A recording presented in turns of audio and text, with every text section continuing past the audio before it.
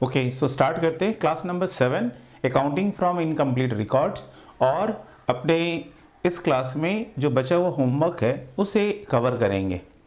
अभी अपना जो होमवर्क था वो 12, 14 और 15 ये 3 सम्स अभी भी बचे हुए हैं जो कि 5th नंबर क्लास से कंटिन्यू हो रहा है। तो 12, 14 और 15 ये सम्स हम लोग आज कवर करेंगे आज के वीडियो में। क्वेश्चन नंबर 12 पर आ जाते हैं फटाफट से। ये है क्वेश्चन नंबर 12, आपके स्क्रीन पे दिखाई दे रहा है। तो पहले मैं इसे फटाफट से पढ़ देता हूँ। The following is the business of retail business of Srinivas as on 31 December 1998। यानी कि इंडिविजुअल का आप अकाउंटिंग कर रहे हो, एक सोल प्रोप्राइटर के लिए कर रहे हो, वो भी जो कि अकाउंटिंग प्रॉपर वे में नहीं करते हैं उनके लिए आप ये कर रहे हो।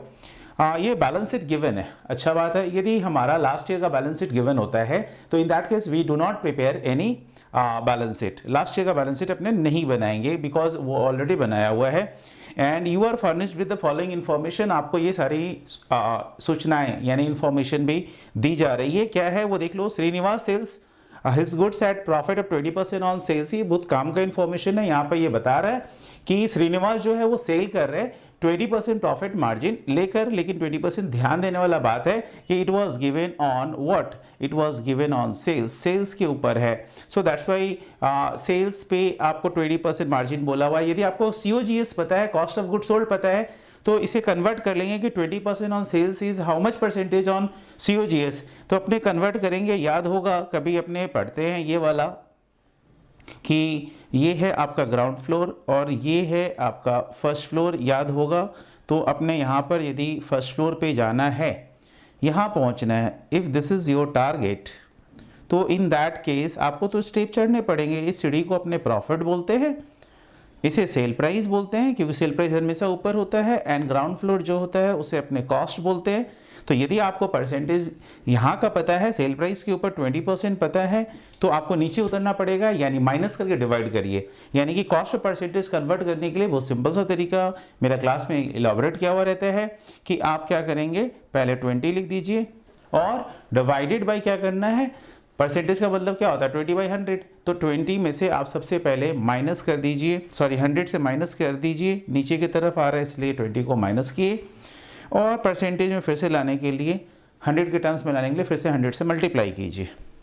तो ये आपका रिजल्ट हो गया 20/80, दैट इज इक्वल टू 25%। सो 25% आपका रिजल्ट है, यानी कि 25% प्रॉफिट मार्जिन जो दिया हुआ है वो COGS के ऊपर है।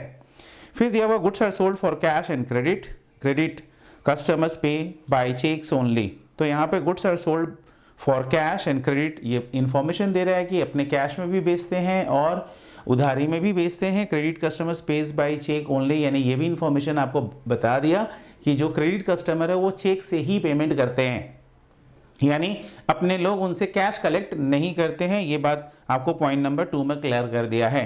पॉइंट नंबर 3 देखेंगे, payments for purchase are always made by cheque. So यहाँ पे लिखा हुआ कि जो हम लोग परचेजेस करते हैं उसका पेमेंट हमेशा, यानी कि क्रेडिटर्स को जो पेमेंट जाता है वो बैंक के द्वारा ही जा रहा है, यानी चेक इंस्ट्रूमेंट के द्वारा ही पेमेंट हो रहा है। तो ये बात भी ध्यान रखेंगे कि चेक से पेमेंट हुआ है क्रेडिटर्स को।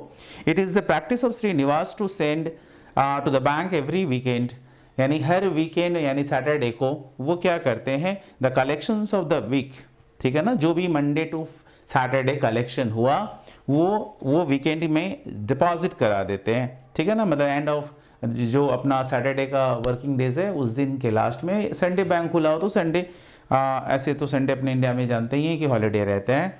सो collection of the week after paying every week salary, हर वीक में आपका 300 रुपये वो सैलरी देते हैं। सन्ड्री एक्सपेंसेस 50 रुपीज़ देते हैं एंड पर्सनल एक्सपेंसेस 100 देते हैं। यानी कि अल्टीमेटली ये खर्चा पेमेंट करने के बाद वो क्या करते हैं, बैंक में डिपॉजिट कराते हैं। आपको यहाँ पे हिंट दे दिया कि ये सारे एक्सपेंसेस जो अपने कर रहे हैं वो सारे एक्सपेंसेस कैश में कर रहे हैं। ये सारे एक्सपेंसेस किस में हो रहा है, कैश में हो रहा है। तो यहाँ पर ये बात क्लियर हो गया कि ये सारे एक्सपेंसेस जो है वो कैश में होगा। फिर दिया हुआ analysis of bank passbook for 13 weeks period, ये भी आपको बोल दिया कि आपको जो अकाउंटिंग करना है वो कितने पीरियड के लिए कर रहे हैं, तो 13 वीक के लिए कर रहे हैं, 13 वीक्स के लिए कर रहे हैं। 31 मार्च 1999, यानी कि आप देख सकते हैं कि आपका स्टार्ट हुआ था कब, तो आप ये नोटिस करिए, ये स्टार्ट हुआ था 31 दिसंबर और आपका यहाँ पे 31 मार्च, यानी कि 3 महीने के अंदर में 13 वीक होते हैं, पूरे ईयर में 52 वीक्स होते हैं। तो ये बात आपको क्लियर कर दिया कि आप 3 महीने का अकाउंटिंग कर रहे हो। You are here, you have been given और provided the information for calculating the profit for the first quarter, sorry last quarter, यानी कि 1 जनवरी से लेकर 31 मार्च तक का आपको प्रॉफिट निकालना है। फिर साथ में आपको और इन्फॉर्मेशन है पॉइंट नंबर 4 में भी, और उसके बाद एक पैराग्राफ दिया हुआ है, वो देखिए क्या लिखा हुआ है। लिखा हुआ है analysis of bank passbook for the 13 weeks. ये दे रहा है कि पासबुक से आपको पता चला कि क्रेडिटर्स को इतना पेमेंट किया है, payment of rent up to 31 March 99, 4,000 रुपये का रेंट दिया है। Amount deposited into the bank 1,25,000 bank में डिपॉजिट डला हुआ। फिर दिया हुआ है, इसमें यह भी लिखा हुआ है include 30,000 received from debtor by cheques. इसमें से 30,000 जो है वो डेटर से कलेक्शन हुआ था चेक के द्वारा, वो भी इसी के अंदर में इंक्लूडेड है। The following are the balances on 31 March 99। और लास्ट में ईयर मतलब कि उस 3 महीने के एंड में क्या क्या पोजीशन है वो बता रहा है कि 40,000 का स्टॉक है, डेटर्स है 30 का, एंड क्रेडिटर्स फॉर गुड्स दिया हुआ है 36,500 का। On the evening of 31 March 99, ठीक है, the cashier absconded with the available cash, मतलब गंदा निकला मनुष्य। कैसा कि ये जो कैशियर गंदा वाला मनुष्य निकला और उसने क्या किया, जितने भी अवेलेबल कैश थे उसको लेकर वो 9-2-11 हो गया, यानी भाग खड़ा हुआ, तो कैश गायब हो गया भाई साहब। यही बात आपको इन्फॉर्मेशन यहाँ पे दे रहा है। तो cash in hand in the cash box, जो भी कैश बॉक्स में रुपया था वो लेकर 9-2-11 हो चुका है। There was no cash deposit in the week ended on that date. इसीलिए उस वीक में जब कैश लेके वो भाग ही गया तो अपने उस वीकेंड के मतलब लास्ट में अपने डिपॉजिट कहाँ से करते हैं, तो ये बोल रहा है कि नहीं कर पाया। You are required to prepare statement showing the amount of cash defalcated by the cashier and the profit and loss account for the period ended 31st March 99 and balance it as on that date। सारा ये information आपको पता ही है। अब आपको बनाना है तो final account का फॉर्मेट फटाफट से ड्रॉ कर लेते हैं और स्टार्ट हो जाएंगे। अब इसमें डबल कॉलम कैश बुक बनेगा ही, क्योंकि क्लियर कट दिख रहा है चेक का ट्रांजैक्शन है और कुछ कैश का ट्रांजैक्शन है, ये बात आपको बोला हुआ है। तो इसलिए अपने डबल कॉलम कैश बुक बनाएंगे और जो जो इन्फॉर्मेशन आपको बोला है, जो आपको बनाना है वो तो आपको बनाना ही है। एक प्रॉफिट एंड लॉस अकाउंट बोला है, ठीक है, showing the amount of cash defalcated, यानी ये तो आपको कैश बुक से मिलेगा, ये वाला आपको कैश बुक बनाकर मिलेगा कैश डिफॉल्केटेड। एंड दूसरा बोला प्रॉफिट एंड लॉस अकाउंट बनाना है, तो ये नंबर 2 हो गया। एंड बैलेंस शीट तो आपको बनाना ही होगा, and balance sheet as on that date number 3। ये रिक्वायरमेंट हमारा 3 है। इसके अलावा वर्किंग्स में आपको जो जो ज़रूरत होगा वो भी आपको खोलना पड़ सकता है। ऑब्वियस है कि डेटर्स क्रेडिटर्स हमें वर्किंग में बनाने ही पड़ेंगे और कैश बुक भी बनाना पड़ेगा। तो फटाफट से अपने क्या करते हैं, अपने फॉर्मेट ड्रॉ कर लेते हैं। चलिए,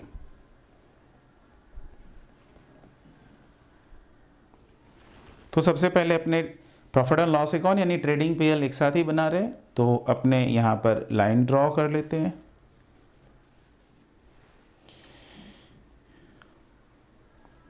ये आपका प्रॉफिट एंड लॉस अकाउंट हो गया। ये सॉल्यूशन पहले रखेंगे, हमेशा कभी मिंगल मत करना आप एग्जाम में कि सॉल्यूशन एंड वर्किंग्स को मिंगल कर दें। ये बैलेंस शीट हो गया, ये आपका बैलेंस शीट हो गया। दिखेगा, मैं जूम करूंगा आपको दिखाई भी देगा, अभी हो सकता है ना दिखे। और साथ में आपको क्या बनाना है, तो आपको कैश बुक बनाना है। डबल कॉलम कैश बुक बनाने की ज़रूरत है, तो आप डबल कॉलम कैश बुक बना लो। ये हो गया आपका डबल कॉलम कैश बुक। और वर्किंग्स के तौर पे आपको डेटर्स भी बनाना है, तो ये हो गया आपका छोटा सा डेटर्स अकाउंट और एक छोटा सा क्रेडिटर्स अकाउंट, ठीक है। अब अपने फटाफट से डाल लेते हैं इसमें क्या क्या है अपने। ये है इन द बुक्स ऑफ, जो है ओनर का नाम लिख दीजिए कि आप किसके लिए बना रहे हैं। तो आप बना रहे हैं प्रोप्राइटर का जो नाम है वो दे दीजिए, और वो है श्रीनिवास के लिए बना रहे हैं, तो in the books of Srinivas.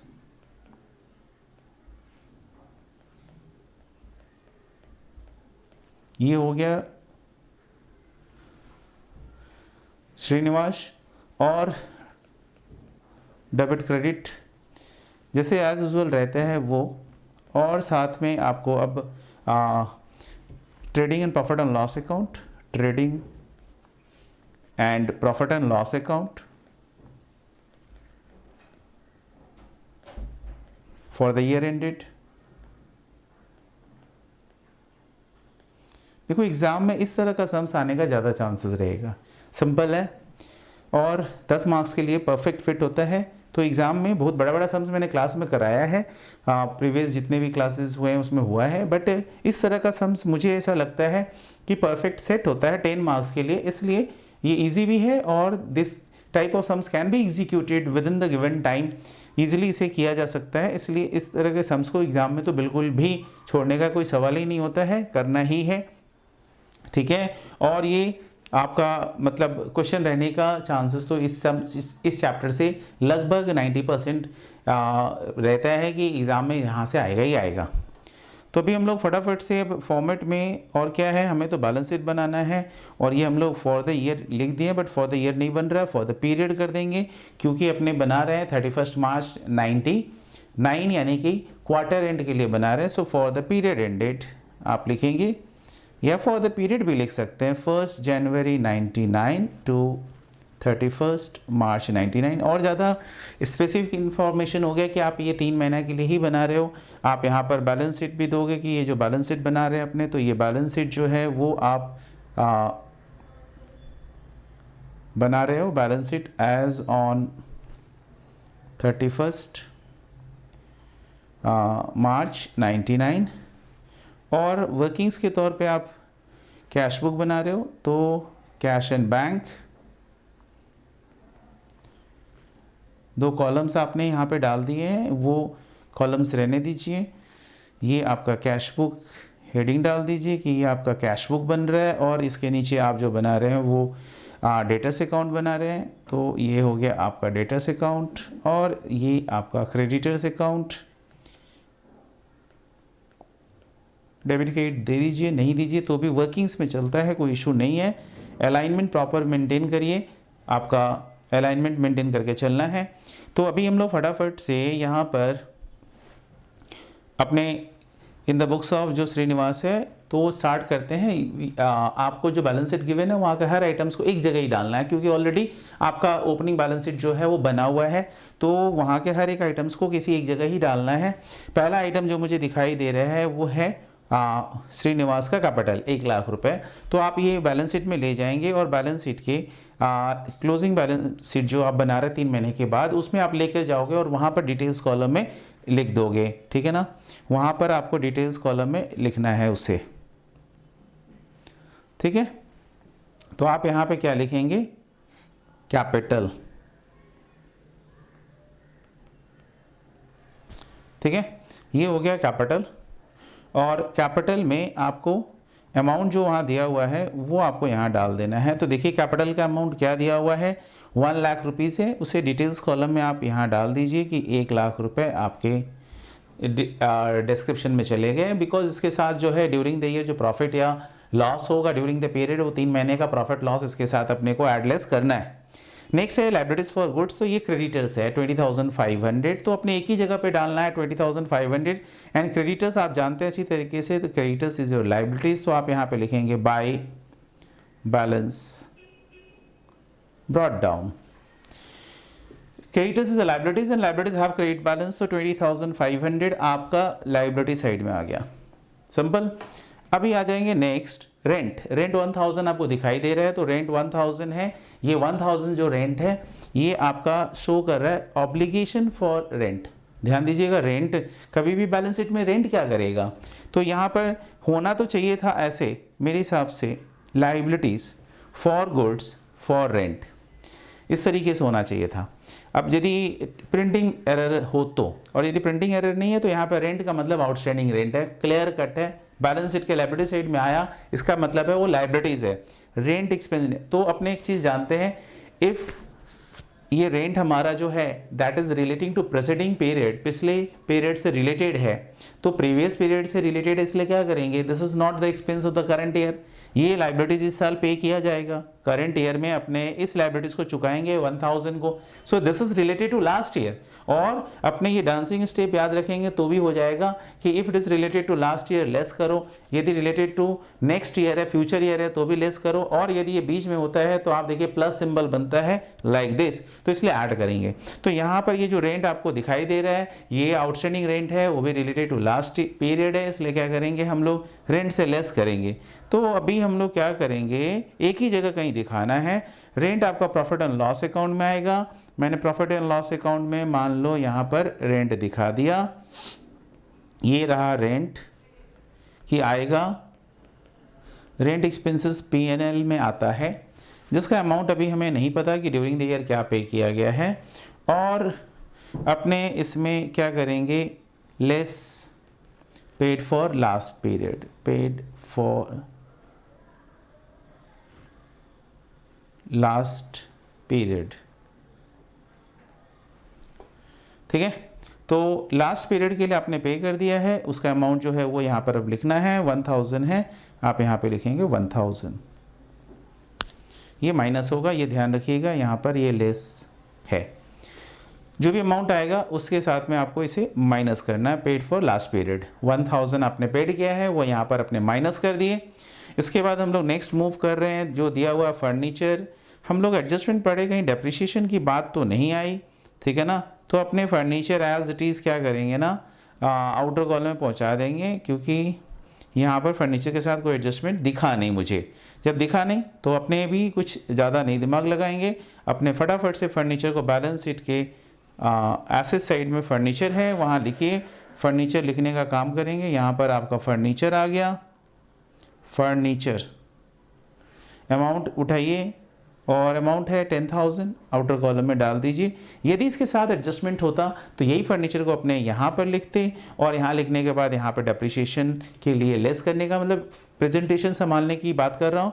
लेकिन सिंस हम लोग यहाँ पे सम्स पूरा छोटा सा सम्स है, देख पाए कि यहाँ पर और कोई भी एडजस्टमेंट नहीं है फर्नीचर के साथ में, तो डायरेक्टली फर्नीचर को आउटर कॉलम में पहुँचाने का काम करेंगे। तो फर्नीचर 10,000 आपका आउटर कॉलम में लिखा जाएगा। नेक्स्ट आइटम आप देख सकते हो, फर्नीचर के बाद दिया हुआ है स्टॉक, और ये है ओपनिंग स्टॉक। आप अच्छी तरीके से जानते हैं कि जो ओपनिंग स्टॉक होता है वो इस पीरियड का एक्सपेंस बनता है, इसीलिए ट्रेडिंग अकाउंट में आप क्या करोगे, स्टॉक लिखोगे। ट्रेडिंग अकाउंट में आप टू ओपनिंग स्टॉक करके 70,000 लिखोगे, टू ओपनिंग इन्वेंट्री 70,000, 70,000 आपका स्टॉक आ गया।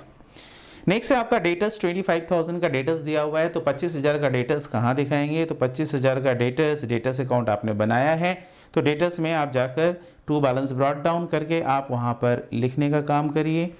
25,000 हमारा डेटर्स का बैलेंस है, 25,000 हमारा डेटर्स है, वो अपने लिख लिए। नेक्स्ट आते हैं, नेक्स्ट दिया हुआ है आपका कैश एट बैंक है 14,500 एंड कैश इन हैंड है 2,000, तो आप इसे भी अपने इनके जगह पर पहुंचा दीजिए। 14,500 cash at bank and cash in hand 2,000, तो अपने कैश बुक में जाएंगे और वहां पर लिखेंगे to balance brought down, to balance brought down, और यहाँ पर आप कैश में लिखोगे 2,000, बैंक में 14,500, कैश में 2,000 एंड बैंक में 14,500।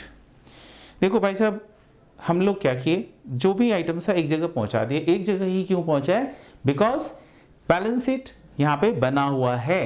तो जब ये इंफॉर्मेशन है, हमें क्या होता है, कैपिटल मिसिंग रहता है, ये वाला जनरली मिसिंग होता है, ये निकालने के लिए हम लोग इसे बनाते हैं, ठीक है ना, क्योंकि ये हमें चाहिए होता है क्लोजिंग बैलेंस शीट बनाने के लिए, और यहाँ पर वो चीज़ दिया हुआ ही है, तो दैट्स वाई अपने को नहीं बनाना पड़ा।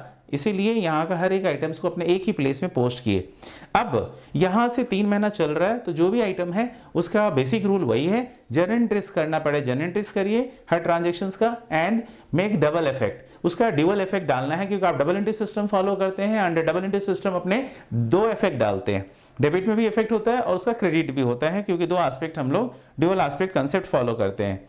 Srinivas sells is goods at a profit, ये इंफॉर्मेशन है। हमने बताया था कि 20% on sales is nothing but the 25% on cost, और कैसे निकालना है वो भी मैंने आपको बता दिया था। Goods are sold for cash and credit, ये भी इंफॉर्मेशन है, कुछ करना नहीं अभी।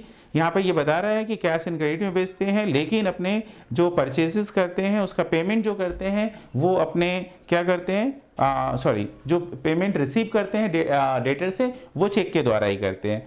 क्रेडिटर्स को जो पेमेंट करते हैं वो भी चेक से ही पेमेंट करते हैं। 3 नंबर में भी इंफॉर्मेशन वही हो गया। 4th नंबर में है, it is the practice of Srinivas to send to the bank every weekend the collection of the week after paying every week salary 300। So 300 रुपये करके दे रहे हैं, 13 वीक्स बीता है। सो 13 वीक्स के लिए आप कितना दे दिए, तो आप अब डबल इफेक्ट डालोगे, इसका ड्यूअल इफेक्ट जाएगा बाई सैलरी। अब देख लो टोटल नंबर ऑफ वीक्स हैं 13 और पर वीक आप पेमेंट करते हो कितने का, 300 का। सो कैश में आपने कितने का पेमेंट कर दिया, 3900 का। ये इंफॉर्मेशन ड्यूअल इफेक्ट होगा, जन एंट्री हुआ salary debited and cash credited, इसलिए salary debited and cash credited, तो बाय सैलरी करके 3900 अपने दिखा दिया यहाँ पर। अभी अब सैलरी जब आपने 3900 यहाँ दिखाया तो ये सैलरी को आपको कहाँ पे दिखाना पड़ेगा, दूसरा इफेक्ट है सैलरी का जो कोई आपको प्रॉफिट एंड लॉस अकाउंट में लेकर आना पड़ेगा, तो टू सैलरी, ठीक है, 3900 हो गया ड्यूअल इफेक्ट। नेक्स्ट आइए क्या बोला हुआ है, the collection of the week after paying every week salary 300 to the clerk, salary expenses 50, तो हर वीक सैलरी एक्सपेंसेस 50 लगता है आपका, ठीक है ना, एवरी वीक है ये, ध्यान दीजिएगा। हर week salary 300 to the clerk, salary expenses 50 and personal expenses 100, ये हर वीक होता है।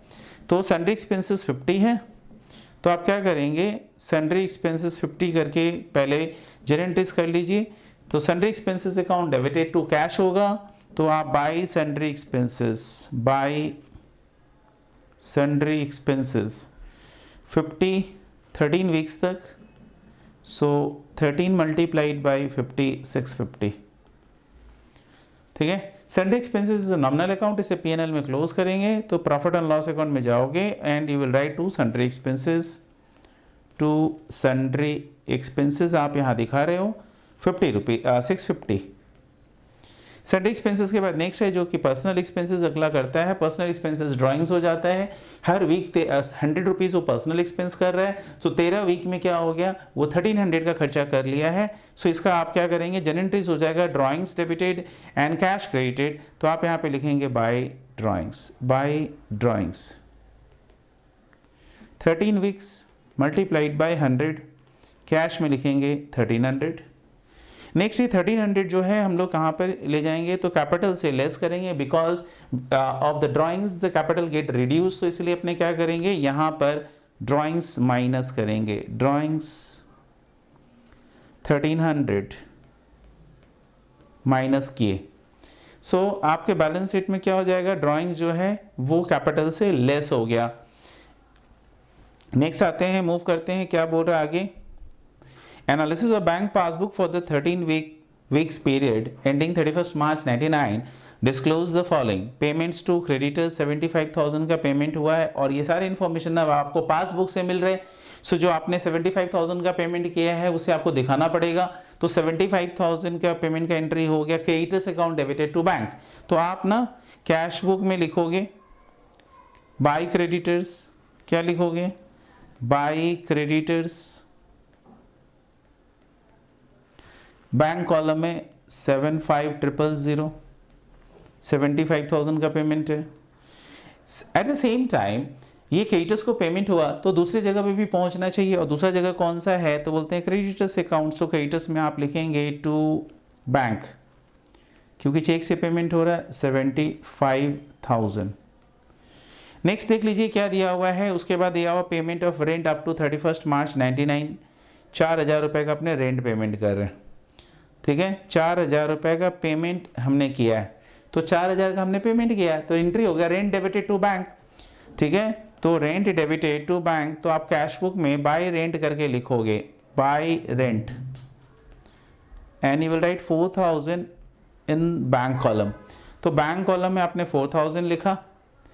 अभी बैंक कॉलम में 4,000 आपने जो लिखा, ऑब्वियस है कि ये रेंट कहीं ना कहीं तो जाएगा ना, this rent should be close where, this rent should be close in the profit and loss account. So rent आपका ऑलरेडी लिखा हुआ, देखिए फिल इन द ब्लैंक्स जगह छोड़ा हुआ है, ठीक है ना। तो ये 4000 यहाँ पर आपको पुट कर देना है। ये 4000 हमें मालूम चल गया कि ड्यूरिंग द पीरियड 4000 पेड हुआ। ऑब्वियस है कि पेड फॉर लास्ट ईयर, यहाँ पर लेस आपको मैं पहले ही इंडिकेट कराया था, 1000 उसमें से पहले लास्ट ईयर के लिए पेमेंट हुआ है, तो आउटर कॉलम में अब आपका ये 3000 ही आएगा, ठीक है। अभी 4000 दो जगह हो गया, ये तो आपको समझ में आ गया ना कि 4000 हमने दो जगह पे लिखा। एक हो गया आपका कैश बुक में बाय रेंट, और दूसरा उसका प्लेस है जो कि आपका चला गया प्रॉफिट एंड लॉस अकाउंट में। कहाँ पे चला गया? प्रॉफिट एंड लॉस अकाउंट में। नेक्स्ट आएंगे रेंट के बाद आपको जो दिख रहा है वो है amount deposited into the bank 1,25,000। Contra entry 1,25,000 यदि बैंक में डाला गया है तो आपका जनरल एंट्रीज क्या होगा? ये कैश बुक में ही दोनों जगह आ जाएगा।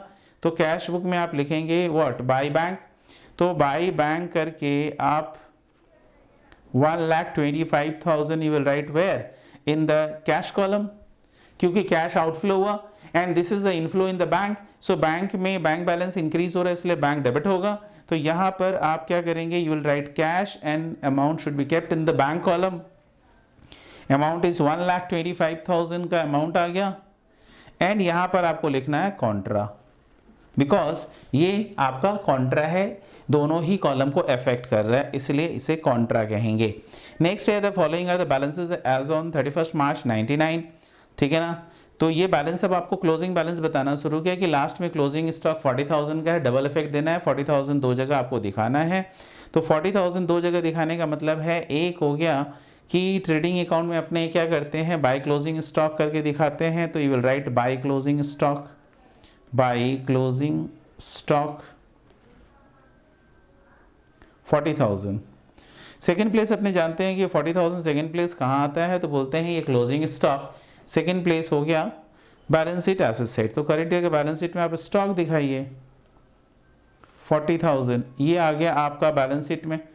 नेक्स्ट अपने स्टॉक के बाद आइटम देखेंगे जो दिया हुआ है वो है आपका डेटर्स। तो लास्ट में डेटर्स 30,000 रुपीज़ का है। सो ये 30,000 आपका डेटर्स दो जगह आएगा, एक है डेटर्स बैलेंस शीट में 30,000 और सेकेंड प्लेस डेटर्स आप ऑलरेडी लेजर खोले हो तो डेटर्स में आप जाकर लिखेंगे debtors is an asset and assets have debit balance. तो आप क्या करेंगे? बाय बैलेंस कैरिड डाउन 30,000 करके आप डेटर्स अकाउंट में लिख दिए।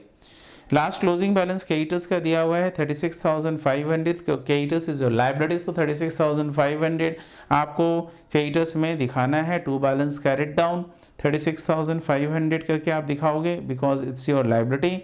Liabilities have credit balance and this will be shown in the asset side of the balance sheet. So जो बैलेंस शीट आप बना रहे हैं वहां पर उस बैलेंस शीट में क्रेडिटर्स भी लिखेंगे, creditors for goods, creditors for goods 36,500।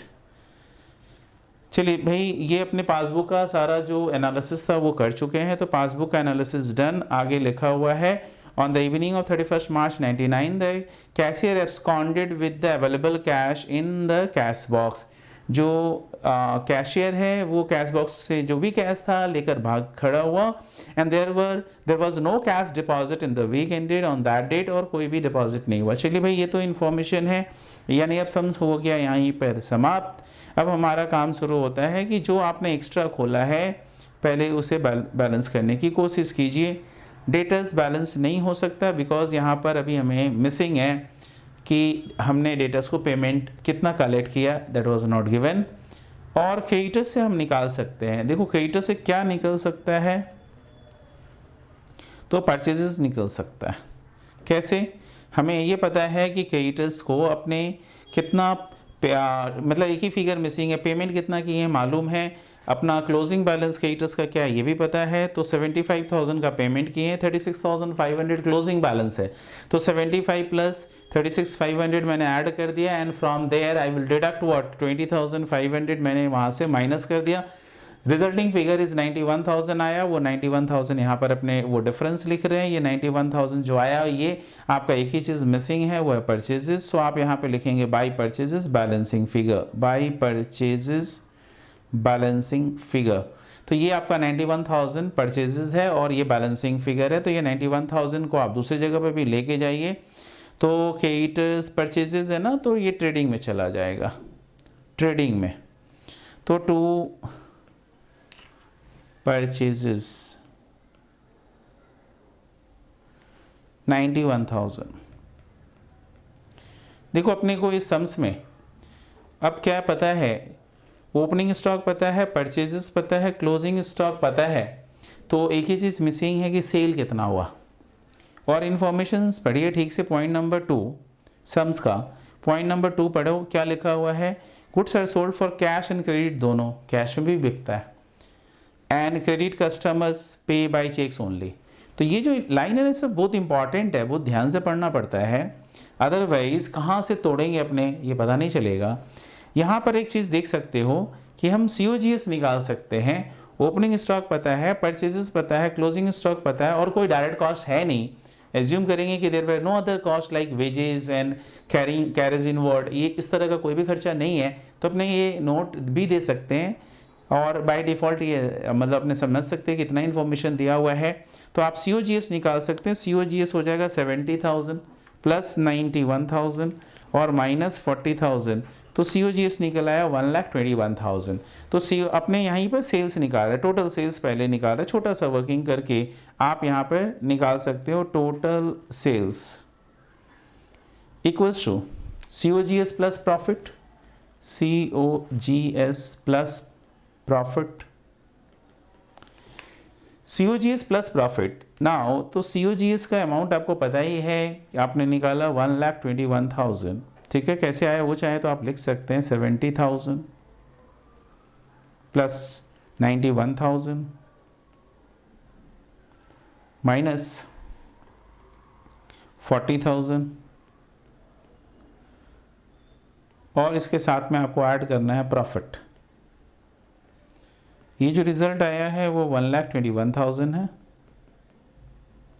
Plus profit बोला हुआ है 20% on sales which is equal to 25% on cost, तो 25% ऑफ 1,21,000। कॉस्ट तो पता है, कॉस्ट इज 1,21,000, तो 1,21,000 उसके ऊपर आपको 25% निकालना है, तो उसका 25% निकालते हैं तो आता है 30,250। तो ये 121,000 प्लस 31,250 ऐड कर देंगे तो ये कितना हो जाएगा, आपका टोटल हो गया 151,250। क्या हो गया रिजल्ट, 151,250। तो ये हमें टोटल सेल्स मिला। अभी भी हम नहीं लिख सकते हैं, ट्रेडिंग अकाउंट में लिख सकते हैं, बट इसका डबल इफेक्ट नहीं डाल पाएंगे क्योंकि कैश सेल भी है और क्रेडिट सेल है। इसका मतलब है अब आपको सबसे पहले कैश बुक में जाना पड़ेगा, कैश बुक में देखना पड़ेगा कि हमारा बैंक का बैलेंस क्या है, क्योंकि बैंक बैलेंस तो मेरे से चोरी नहीं कर सकता था, इसीलिए फर्स्ट ऑफ ऑल अपने को क्या कैलकुलेट करना पड़ेगा, बैंक बैलेंस। अभी बैंक बैलेंस यहाँ पर कितना है वो आप निकालो, तो बैंक में देख सकते हैं 14,500 प्लस 125, टोटल डिपॉजिट है 139,500 का, और उसमें आपका माइनस 75,000, ठीक है। अच्छा, डेटर से भी तो कलेक्शन हो सकता है, समझ में आ रहा है बात, क्योंकि डेटर से कलेक्शन भी होता होगा और लिखा हुआ है कि डेटर से कलेक्शन जो होता है वो चेक में ही होता है।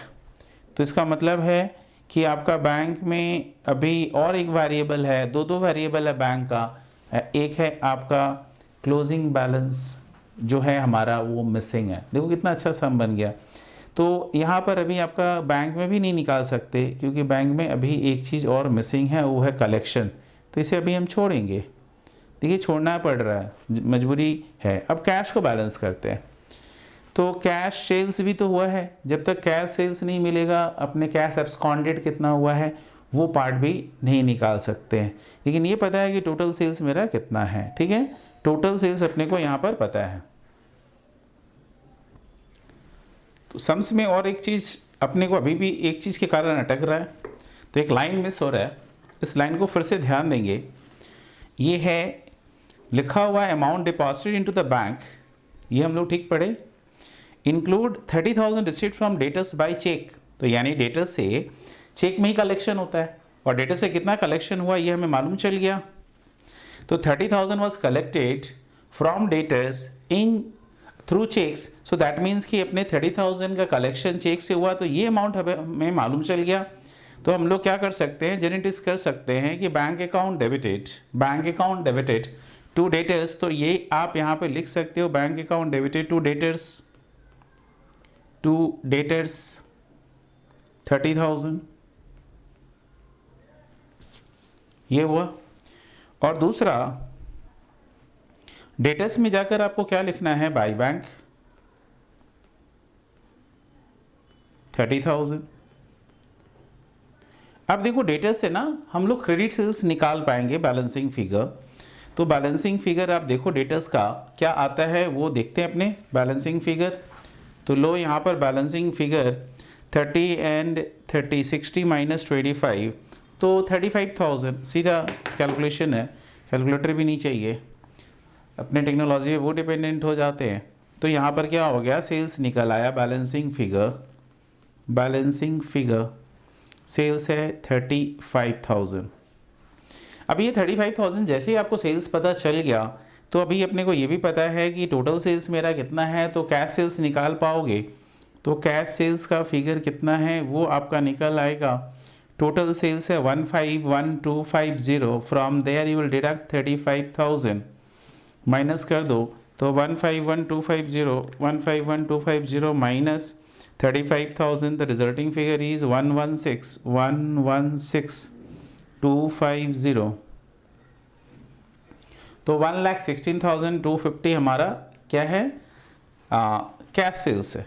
अब ये जब निकल आया तो आप यहाँ पर पुट कर सकते हैं, कैश सेल्स को कैश बुक में लिख दीजिए, टू सेल्स कैश सेल्स 1,16,250,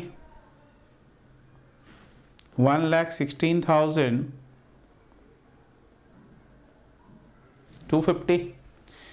अब ये एक तो यहाँ पर हुआ जनरेटरी हुआ cash account debited to sales and debtors account debited to sales, तो दोनों सेल्स का जो पोस्टिंग है वो अपने को सेल्स का लेजर तो खोल नहीं रहे, तो अपने उसे कहाँ लेकर जाएंगे, तो बोलते हैं उसे अपने ट्रेडिंग अकाउंट में सेल्स को क्लोज कर देंगे। तो ट्रेडिंग अकाउंट में आ जाइए और यहाँ पर आप लिखेंगे क्या, बाई सेल्स, तो बाई सेल्स पूरा ही यहाँ पर एक साथ भी लिख सकते हैं 151,250, ज़रूरत नहीं है ब्रेकअप लिखने का, क्योंकि एक ही बात है, ब्रेकअप तो हम लोग ऑलरेडी वर्किंग में दिखा चुके हैं 151,250।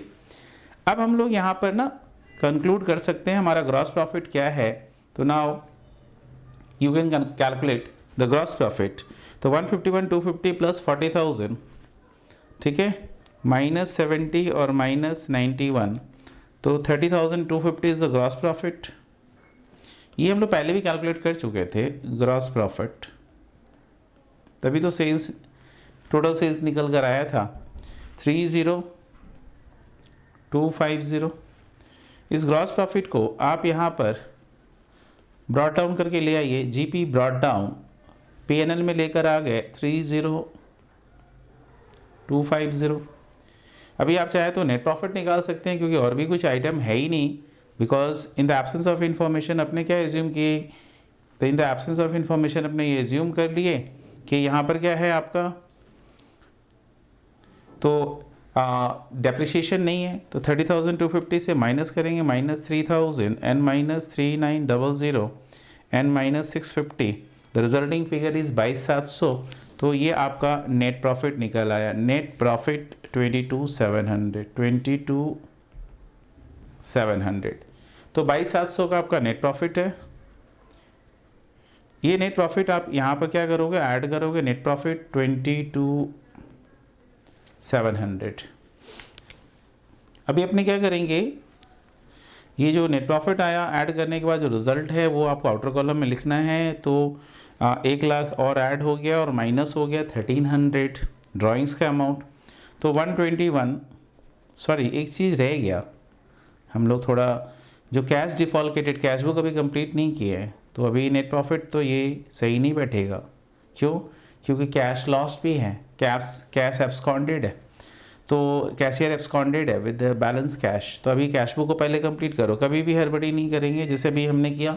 तो उसका रिजल्ट ये मिला कि चलो भाई फिर से ओवर राइटिंग करना पड़ेगा। तो ओवर राइटिंग यदि आप अवॉइड करना चाहते हो तो आपको क्या करना चाहिए कि आपको जो एक्स्ट्रा खुला हुआ पहले उसको कंप्लीट करिए। कैश बुक अभी भी बाकी है, सिर्फ कैश बुक बाकी है, तो आपको क्या करना है, कैश बुक को कंप्लीट करना है। चलिए कैश बुक में आ जाएंगे। सबसे पहले कैश कॉलम में आइए, 20,000 प्लस 116,250 और माइनस करेंगे कैश का 3,900 माइनस 650 माइनस 1,300 माइनस 125, तो 5,400 कैश में डिफरेंस आ रहा है। ठीक है ना, कैश में डिफरेंस आ रहा है 5,400। फिर से देख लेते हैं। ओपनिंग बैलेंस 2,000 था, 116,250 का कैश सेल्स हो गया, टोटल हो गया 118,250। फ्रॉम देयर माइनस करेंगे 3,900 माइनस करेंगे 650 माइनस करेंगे 1,300 और माइनस करेंगे 125,000। शॉर्टेज 12,600 इस बार आ गया। भाई कैलकुलेशन गलत कर रहे बार बार लग रहा है, तो यहाँ पे कैलकुलेशन चेक करेंगे। कैश का क्या आ रहा है, फिर से कर रहे हैं 2,000 प्लस 116,250, तीसरी बार कर रहा हूँ इस बार, और माइनस 3,900 माइनस 650 माइनस 1,300 माइनस 125,000। तो शॉर्टेज यहाँ पे 12,600 का आ रहा है। ठीक है ना, कैश में नेगेटिव आ जा रहा है 12,600। इसका मतलब है ये अपना 12,600 का डिफरेंस आ रहा है, बट पता नहीं क्यों कहीं ना कहीं मुझे ये जो ध्यान आ रहा है कि ये फिगर सही नहीं है, क्योंकि आप देखेंगे यहाँ पे नेगेटिव आ जा रहा है, मतलब कि एक तरह से सरप्लस आ रहा है। आप देखिए ये साइड बड़ा हो रहा है और ये साइड छोटा है, तो इसका मतलब है कुछ तो अपने सम्स में छोड़ दिए। ठीक है, क्या है, आप देख सकते हैं कि आपका क्रेडिट साइड बड़ा है, यानी इनफ्लो हो रहा है। ऐसा हो नहीं सकता। सम्स में फिर से उस लाइन को पढ़ेंगे, कहीं पर जो कलेक्शन वाला बात था लिखा हुआ, payment of rent this amount deposit in to the bank 1,25,000 include 30,000 receipt from debtors by cheques. इसका मतलब है कि ये जो 125 का फिगर है ना, इसके अंदर में चेक्स वाला भी अमाउंट इंक्लूडेड है। तो इसका मतलब है कि अपने को जो अमाउंट डिपॉजिट किए हैं 30,000 चेक डिपॉजिट किए, तो यानी कि सिर्फ और सिर्फ कैश डिपॉजिट कितना किए, तो कैश डिपॉजिट किए 1,25,000 माइनस 30,000, तो चेक से कलेक्शन है ना, तो चेक तो आपका बैंक में ही कलेक्ट होता है, डिपॉजिट होता है। तो इसका मतलब है कैश कितना सबमिट किए, तो कैश सबमिट किए 125 माइनस 30। इसके दो रास्ते हैं, या तो 125 माइनस 30 करके सीधा 95 कर दीजिए, या आप एक कंट्रा एंट्री और कर दीजिए 30,000 से। ठीक है ना, 30,000 से कंट्रा एंट्री होगा, 30,000 से बैंक बैलेंस बढ़ा देंगे। ठीक है, और कैश बैलेंस को 30,000 से घटा देंगे। ठीक है ना, लेकिन बेटर है कि आप 125 जो है, जो बैंक में आपका डिपॉजिट दिखा रहे हैं, वो 125 आप क्या करिए, आप अमाउंट को ठीक कर लीजिए। डिपॉजिट 125 है, उसमें से 125 से आप क्या करेंगे, लेस करेंगे कितना, 125,000 माइनस 30,000 जो अपने चेक का अमाउंट है वो लेस कर लिए, तो ये अमाउंट हो जाएगा आपका 95,000। तो ये आपका 95,000 से एंट्री होगा। कितने से होगा, 95। यहाँ आउटफ्लो 95 होगा।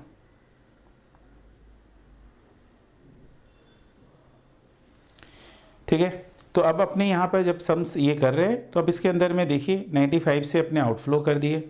अब हमारा कैश में देखते हैं कि शॉर्टेज कितने का आ रहा है, 2,000 plus 16,250 minus 3,900 minus 650 minus 1,300 minus 95,000, 17,400 का।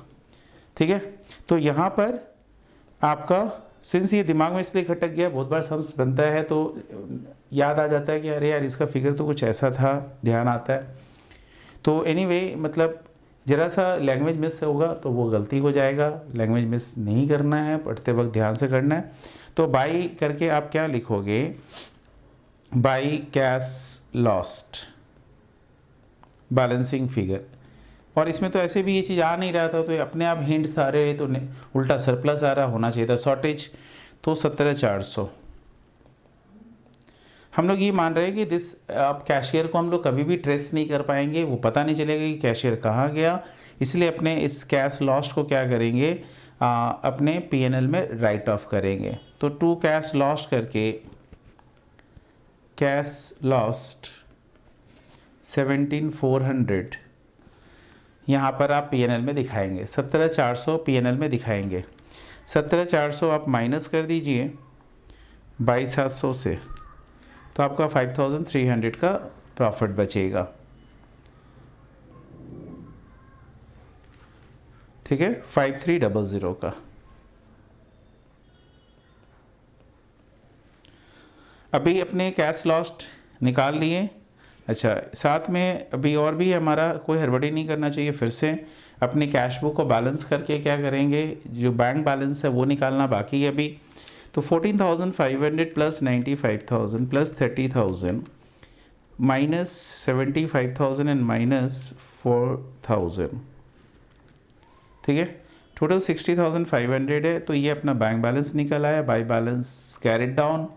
ये आपका बैलेंसिंग फिगर आ गया। बैलेंसिंग फिगर आपको लिख देना है 60500, 60500, 60,500। तो ये हमारा बैलेंसिंग फिगर जो आया, ये कैश एट बैंक है। ये कैश एट बैंक को अपने क्या करेंगे, तो बैलेंस शीट में लिखेंगे कैश एट बैंक, तो यहाँ पर आप बैंक लिख दीजिए 60500। तो 60,500 का आपका बैंक बैलेंस हो गया।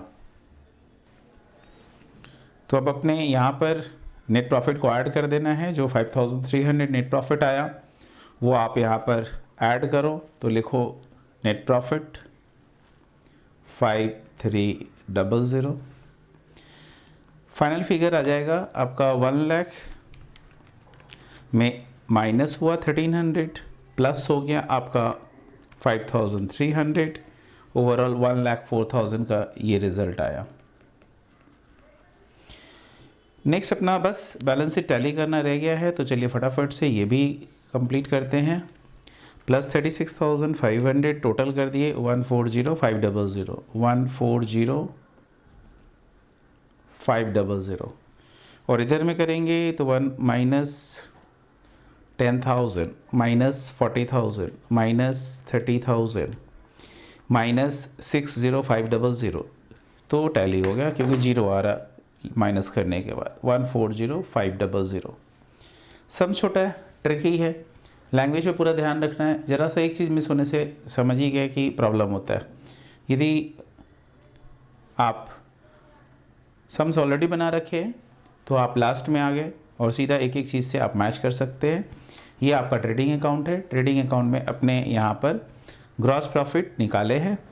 ये आप देख सकते हैं कि जो भी चीज़ यहाँ पर निकल कर आया वो ट्रेडिंग अकाउंट का सब फाइनल फिगर ये है। ग्रॉस प्रॉफिट आपका ये है, स्क्रीन पे आप देख सकते हैं।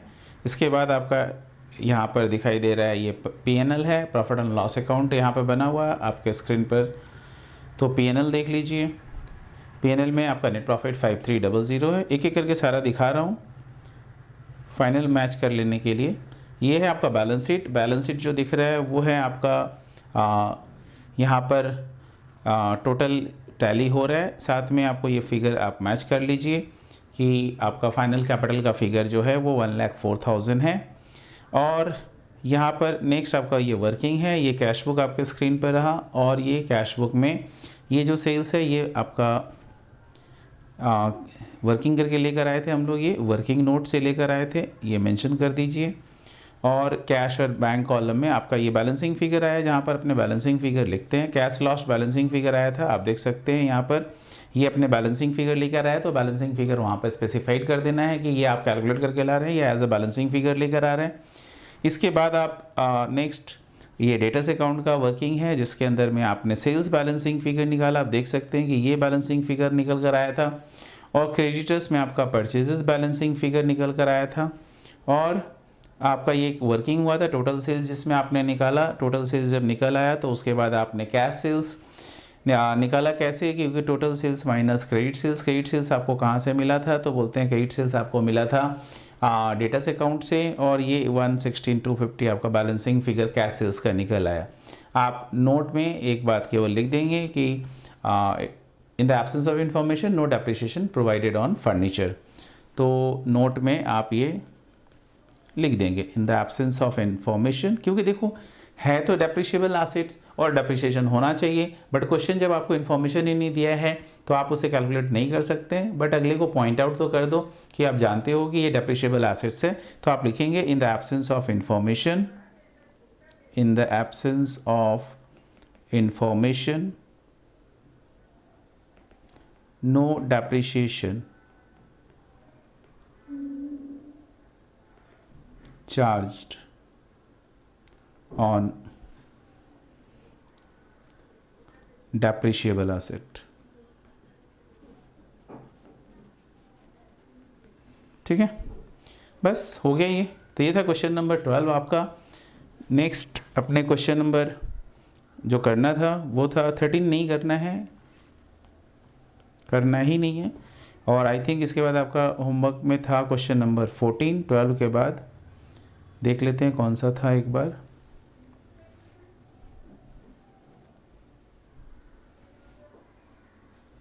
तो क्वेश्चन नंबर 12 हो गया। तो अभी 14 है, 15 है, तो 14 करते हैं फटाफट से। क्या है 14 पढ़ते हैं। चलिए फटाफट से आएंगे क्वेश्चन नंबर 14 के ऊपर। यहाँ पर भी बैलेंस शीट बना हुआ। अच्छा बात यही है कि इस सम्स में भी आपका बैलेंस शीट बना के दिया। अच्छा ओके, रिसीट्स इन पेमेंट्स भी बना हुआ। चलिए अच्छा बात है। तो ये तो ज़्यादा ही इजी सम्स होने वाला है, बट इजी कुछ नहीं होता है, आप जानते हैं टाइम किलिंग होगा ही। Trader keeps his books of account under single entry system. ठीक है, on 31st March 2000 his statement of affairs stood as follow. So opening balance sheet was given. तो आपको हर एक आइटम्स को एक ही जगह पे प्लेस करना है। यहाँ पर जैसे जो जो आइटम्स है वो आप एक ही जगह पे प्लेस करोगे। ये ओपनिंग बैलेंस शीट हो गया, यानी लास्ट का बैलेंस शीट है। The following was the summary of cash book for the year ended, receipts and payments given है। और ये भी देखना चाहिए कि ये कंप्लीट है या नहीं है। तो ओपनिंग कैश इन हैंड मुझे यहाँ दिखाई दे रहा है कि 80,000 ओपनिंग कैश इन हैंड है, बैंक दोनों मिलाकर दिया हुआ है, और क्लोजिंग भी हमें मालूम है। तो हमें बेसिकली ऑब्जेक्टिव होता है कैश बुक बनाने का कि यदि कुछ मिसिंग हो तो निकल कर आ जाए। तो यहाँ पे कुछ मिसिंग नहीं है, कंप्लीट करके दिया हुआ है, टैलीड है। ये फिगर जरूर मैच करके देखिएगा, मतलब चेक कर लीजिएगा कि हाँ ये मैचिंग मैच कर रहा है या नहीं कर रहा है। तो ये 93-10 दोनों साइड ही है, इसका मतलब टैली कर रहा है। तो there were no missing figure, तो दैट्स वाई यहाँ का हर आइटम्स एक ही जगह पे प्लेस होगा। ये आपको ख्याल रखना है इस बात का। उसके बाद दिया हुआ डिस्काउंट अलाउड, इसके बाद इन्फॉर्मेशन चालू हो गया तो आप उसको डबल इफेक्ट डालेंगे। Discount allowed to trade debtors and received from trade creditors amount ₹36,000 का अलाउड किए, 28,000 का रिसीव किए। डिस्काउंट अलाउड का जनरल एंट्रीज पास कर दो। Discount allowed account debited to debtors account होता है, तो ये 36,000 का आपका एंट्री हो जाएगा डिस्काउंट अलाउड टू डेटर्स। और डिस्काउंट रिसीव्ड का एंट्री होता है creditors account debited to discount received, तो ये आप डबल इफेक्ट डालेंगे, यानी क्रेडिटर्स लेजर में भी जाएगा और discount allowed and discount received आप जानते हैं P&L में क्लोज होगा। फिर लिखा हुआ bills endorsed amounted ₹15,000। Bill endorse का जनरल एंट्रीज आपको आना चाहिए। क्या एंट्री होता है? Creditors account debited to bills receivable. तो क्रेडिटर्स को अपने बिल इंडोर्स करते हैं, क्रेडिटर्स डिक्रीज हो जाता है इसलिए डेबिट होता है। बिल्स रिसीवेबल जो एसेट है वो भी डिक्रीज होता है, इसलिए बिल्स रिसीवेबल को अपने क्रेडिट करते हैं। फिर इसका इफेक्ट समझिए क्या होने वाला है। Annual fire insurance premium 6,000। Annual बोलने का मतलब है 12 मंथ्स के लिए अपने यहाँ पर 6,000 was paid every year on 1 August for the renewal of the policy. ये बता रहा है कि एवरी ईयर करते हैं, यानी पास्ट में भी ऐसा ही करते आए हैं और करंट ईयर में भी हमारा जो फायर प्रीमियम आएगा वो 1 अगस्त को आएगा। Furniture fixtures fit and fittings were subject to depreciation at 15% per annum. तो यहाँ पर ये जो फर्नीचर फिक्सचर एंड फिटिंग्स है इसका डेप्रिसिएशन जो होगा वो रेट बता दिया, 15% के रेट से आपको डेप्रिशिएट करना है। इसके प्रीवियस सम्स में आपने देखा होगा कि ऐसा कोई इन्फॉर्मेशन था नहीं, इसलिए हम लोगों ने डेप्रिसिएशन नहीं किया। On diminishing balance method method भी बता दिया। You are also informed about the following balances as on 31 March 2001।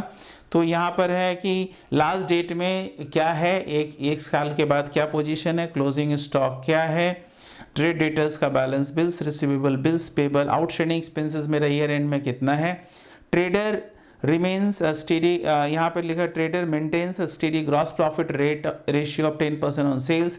तो यहाँ पर 10% ऑन सेल्स आपको पता है, यदि आपको सेल्स टोटल मिल जाए तो आप ग्रॉस प्रॉफिट निकाल पाओगे। यदि आपको कॉस्ट ऑफ गुड सोल्ड मिल जाए तो आपको इस रेट को कन्वर्ट करना पड़ेगा कि ये परसेंटेज COGS पे क्या है, जो इसके प्रीवियस सम्स में हमने किया, और उसे भी हम लोग सेल्स निकाल पाएंगे। ये तो आगे ही इसका बात का फैसला हो पाएगा कि क्या लगेगा, क्योंकि अभी तो अपने सम्स में जब क्या होता है कि अपने जस्ट पुट करते जाते हैं, आगे जाकर पता चलता है कि क्या होगा। Prepare trading and profit and loss account for the year ending 31 March 2001 and balance sheet as at that date, आपको बैलेंस शीट भी बनाना है। तो सम्स ठीक है, पहले फटाफट से अपने trading PL and balance sheet का फॉर्मेट ड्रॉ कर लेते हैं। इसमें डेटर्स भी बनेगा, बिल्स रिसीवेबल भी बना लो, क्रेडिटर्स भी बना लो और बिल्स पेबल भी बना लो। और कैश बुक बना हुआ है, बनाना नहीं है। लास्ट ईयर का बैलेंस शीट बना हुआ है, बनाना नहीं है। अदरवाइज बनाना पड़ता है आपको, इस बात का आपको ध्यान रखना है। ठीक है, तो आते हैं सम नंबर 14 के ऊपर। क्वेश्चन नंबर 14, फॉर्मेट ड्रॉ कर लीजिए। सबसे पहले अपने क्या करेंगे, तो सबसे पहले अपने यहाँ पर ट्रेडिंग PL का फॉर्मेट ड्रॉ कर रहे हैं। ये हो गया मेरा ट्रेडिंग PL, ठीक है।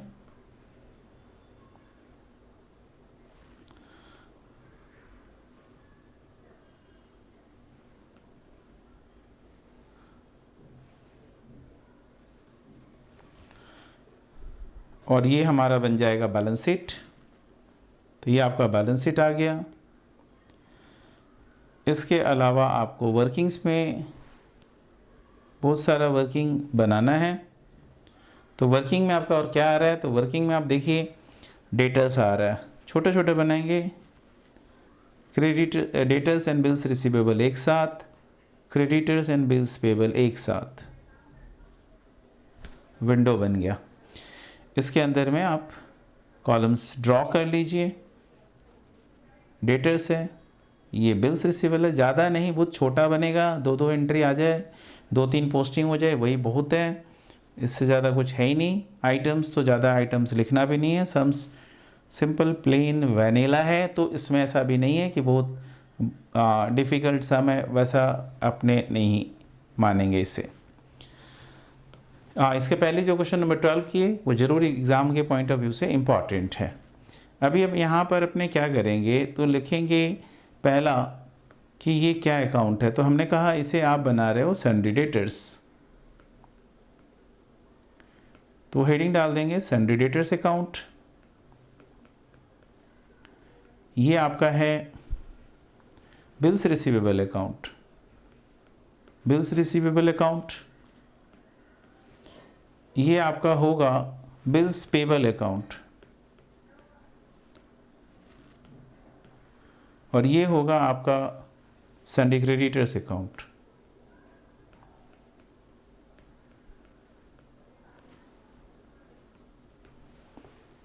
Sundry creditors, bills payable, sundry debtors, bills receivable, and ये बैलेंस शीट है। तो ये बैलेंस शीट एज ऑन 31 मार्च, ये देख लेंगे जो अपने को बनाना है 2001 के एंड में बना रहे। और ये जो है आपका हेडिंग डाल देंगे, ये है आपका trading and profit and loss account, trading and profit and loss account for the year ended. पिछला सम्स 3 महीने के लिए था, ये सम्स पूरे साल भर के लिए है 31 मार्च 01। अभी अपने स्टार्ट हो जाएंगे। जो बैलेंस शीट दिया हुआ लास्ट ईयर का, उस बैलेंस शीट से हर एक आइटम्स को एक ही जगह पे पोस्ट करना है। तो एक ही जगह पे पोस्ट करने का आपको काम करना है। पहला आइटम आपको दिख रहा है, तो ये रहा आपका पहला आइटम है ट्रेड क्रेडिटर्स। तो ट्रेड क्रेडिटर्स लीजिए, ट्रेड क्रेडिटर्स है 5,80,000। तो ये 5,80,000 को अपने एक ही जगह पे पोस्ट करना है। तो क्रेडिटर्स का लेजर खोल रहे हैं, वहाँ पे ले जाकर 5,80,000 पोस्ट कर दीजिए। तो ट्रेड क्रेडिटर्स में आइए, क्रेडिटर्स अकाउंट ये रहा, और उसमें आप ओपनिंग बैलेंस है तो आप by balance brought down 580 and 000 आपने लिखा। 5,80,000 लिखा। लाइबिलिटीज़ है, अपने क्रेडिट बैलेंस होता है लाइबिलिटीज़ का, अपने क्रेडिट साइड में पहुंचा दिए। वैसे ही बिल्स पेबल है, तो बिल्स पेबल का 1,25,000 क्रेडिट बैलेंस है, तो बिल्स पेबल में जाएंगे, लिखेंगे बाय बैलेंस ब्रॉट डाउन, ठीक है, बाय बैलेंस ब्रॉट डाउन, और इसका बैलेंस दिया हुआ है आपका 1,25,000, अपने यहाँ पे 125,000 डाल दिए, तो ये बिल्स पेबल हो गया बैलेंस। नेक्स्ट है आपका आउटस्टैंडिंग एक्सपेंसेस 45,000। कितना लेजर खोलेंगे, क्या खोल लें, नहीं ज़रूरत नहीं है। अभी अपने इसके पहले वाले सम्स में डांसिंग स्टेप की बात किए थे, यदि रिलेटेड टू लास्ट ईयर होगा तो लेस करेंगे, रिलेटेड टू नेक्स्ट ईयर होगा तो भी लेस करेंगे, और रिलेटेड टू करंट ईयर होगा तो ऐड करेंगे। सो दैट्स वाई ये 45,000 अपने को क्या करना है, ऐड करना है। तो विथ 45,000 आप जो एक्सपेंसेस दिखाएंगे, प्रॉफिट एंड लॉस अकाउंट में एक्सपेंसेस आता है, तो प्रॉफिट एंड लॉस अकाउंट के अंदर में मान लो ये जो पोर्शन है ऊपर में ट्रेडिंग अकाउंट है, इसके नीचे में प्रॉफिट एंड लॉस अकाउंट है। तो प्रॉफिट एंड लॉस अकाउंट में आपने लिखा टू एक्सपेंसेस, और उस एक्सपेंसेस के साथ में आपको क्या करना है, 45,000 लास्ट ईयर में आउटस्टैंडिंग था, तो ये 45,000 लास्ट ईयर का आउटस्टैंडिंग आपको यहाँ पे क्या करना है, लेस करना है। तो outstanding in last year, outstanding in last year आप उसे लेस कर रहे हैं, उसका अमाउंट है 45,000। तो यहाँ पर डिटेल्स कॉलम में आप 45,000 विद इन ब्रैकेट डाल दीजिए। इट इंडिकेट्स कि ये नेगेटिव है, इसे हमें माइनस करना है। नेक्स्ट है आपका कैपिटल अकाउंट 2,50,000। सो ये 2,50,000 इस साल के करंट ईयर के बैलेंस शीट में चला जाएगा। सो 2,50,000 करंट ईयर के बैलेंस शीट में आप दिखाइए, क्या करेंगे, कैपिटल 2,50,000, ठीक है। तो ये हो गया आपका बैलेंस शीट का लायबिलिटी साइड। ओवर जो ओपनिंग बैलेंस शीट से अपने कहीं ना कहीं एक जगह पर किसी एक सिंगल प्लेस में पोस्ट करना था या डालना था, दैट वाज डन। नेक्स्ट अपने बात करेंगे जो दिया हुआ furniture and fixtures and fittings, ये एफ तीनों हैं, तो 1,00,000 रुपये है, और इसके ऊपर डेप्रिसिएशन है। तो आप क्या करेंगे, डिटेल्स कॉलम में डालेंगे फर्नीचर फिक्सचर्स एंड फिटिंग्स 1,00,000 रुपये, डिटेल्स कॉलम में रख दिए। उसके बाद नेक्स्ट है स्टॉक, ये ओपनिंग स्टॉक है 6,10,000। सो ये इस साल का एक्सपेंस बनेगा, तो आप इसे कहाँ पे लेके जाएंगे, तो 6,10,000 ट्रेडिंग अकाउंट में लिखेंगे, ट्रेडिंग अकाउंट में लिखेंगे to opening stock 6,10,000। Opening stock के बाद है ट्रेड डेटर्स का बैलेंस दिया हुआ 1,48,000। सो 1,48,000 आप डेटर्स अकाउंट आपने खोला है, तो डेटर्स अकाउंट में जाएंगे और डेटर्स में आप लिखेंगे टू बैलेंस ब्रॉट डाउन, क्या लिखेंगे, टू बैलेंस ब्रॉट डाउन 1,48,000। तो 1,48,000 ओपनिंग बैलेंस शीट में आ गया डेटर्स का। नेक्स्ट आप आएंगे बिल्स रिसीवेबल का 60,000 बैलेंस गिवन है, तो बिल्स रिसीवेबल 60,000। अब आप इसे क्या करोगे, तो 60,000 बिल्स रिसीवेबल का लेजर में टू बैलेंस ब्रॉट डाउन, ये भी एसेट्स होता है, 60,000 आपने यहाँ दिखाया, ओपनिंग बैलेंस आ गया बिल्स रिसीवेबल का। नेक्स्ट है आपका अनएक्सपायर्ड इंश्योरेंस, यानी कि प्रीपेड इंश्योरेंस है। तो अपने को पता है कि लास्ट ईयर यदि हमारा प्रीपेड था, लास्ट ईयर यदि प्रीपेड था, तो that is related to current year, इसलिए ये ऐड होगा। तो जो इंश्योरेंस एक्सपेंसेस आएगा उसके साथ ये ऐड होगा, because this is related to current year, इसलिए ऐड होगा। तो आप क्या करोगे, यहाँ पर इंश्योरेंस लिखोगे, टू इंश्योरेंस। ऐसा लिखने के बाद आप लिखेंगे ओपनिंग एडवांस या ओपनिंग प्रीपेड 2,000 ऐड होगा, प्लस सही है, ओपनिंग एडवांस प्लस होगा 2,000। जो भी इंश्योरेंस आपने दिया है इस बार, वो उसके साथ ये 2,000 प्लस होगा। Reason being it is related to the current year, it was paid in the last year but it is related to current year, और यदि करंट ईयर से रिलेटेड है so this is to be added, इसलिए इसे अपने add किए हैं। Next आ जाएंगे सम्स क्या बोलता है वो पढ़ते हैं। तो अगला बोल रहा है cash in hand and cash at bank 80,000 है। ये cash in hand, cash at bank एक ही जगह जाना चाहिए और वो है कैश बुक में। कैश बुक में टू बैलेंस ब्रॉट डाउन करके आना चाहिए। यहाँ पर कैश बुक ऑलरेडी बना हुआ है, इसलिए देखिए आपका कैश बुक के अंदर में टू बैलेंस ब्रॉट डाउन करके 80,000 आ चुका है। यानी आपके पास कोई और जगह नहीं है इसे लिखने का, जहाँ जाना चाहिए था वो सही जगह पर पहुँचा हुआ है, इसलिए आपको यहाँ पर कुछ नहीं करने की ज़रूरत है। नेक्स्ट है आपका कैश सेल्स दिया हुआ है, 73,80,000 का कैश सेल्स है। तो ये आपका सेल्स जो है वो आपको पता ही है कि दो जगह जाता है, एक कैश बुक में, तो यहाँ से अब एक ही जगह जाना है क्योंकि कैश बुक है, तो ये ट्रेडिंग अकाउंट में जाएगा 73,80,000। तो ट्रेडिंग अकाउंट में आप लिखेंगे बाय, ट्रेडिंग अकाउंट में लिखेंगे बाय सेल्स, बाय सेल्स, और इसमें आप लिखेंगे सेल्स लिखकर कैश, कैश में जो सेल हुआ वो फिगर लिख दीजिए और कैश सेल का फिगर है 73,80,000, 73,80,000। अभी टोटल सेल्स हमें निकालना है, वो कैसे आएगा? ऑब्वियस है, क्रेडिट सेल्स भी दिखाना पड़ेगा, जो अभी अपने को पता नहीं है, जब मालूम होगा उसके बाद अपने लिखेंगे। क्रेडिट में कितना हुआ वो लिखने के बाद तब आउटर कॉलम में टोटल में पहुंचाएंगे कि सेल्स हमारा है कितना। नेक्स्ट आ जाइए पे में सेल्स के बाद क्या दिया हुआ है, तो आपका नेक्स्ट है रिसीट फ्रॉम ट्रेड डेटर्स, 15,10,000 रुपये अपने डेटर से कलेक्शन किए। यदि हम इसका जन एंट्री करते हैं तो इसका जन एंट्री आता है कि कैश अकाउंट या bank account debited to debtors account, तो 15,10,000 एक तो डेटर्स में भी जाएगा, दूसरा कैश बुक में ऑलरेडी डला हुआ है तो केवल डेटर्स में डालना है। डेटर्स में जाकर आपको लिखना है 15,10,000। डेटर्स में आप लिखेंगे by what, cash and bank,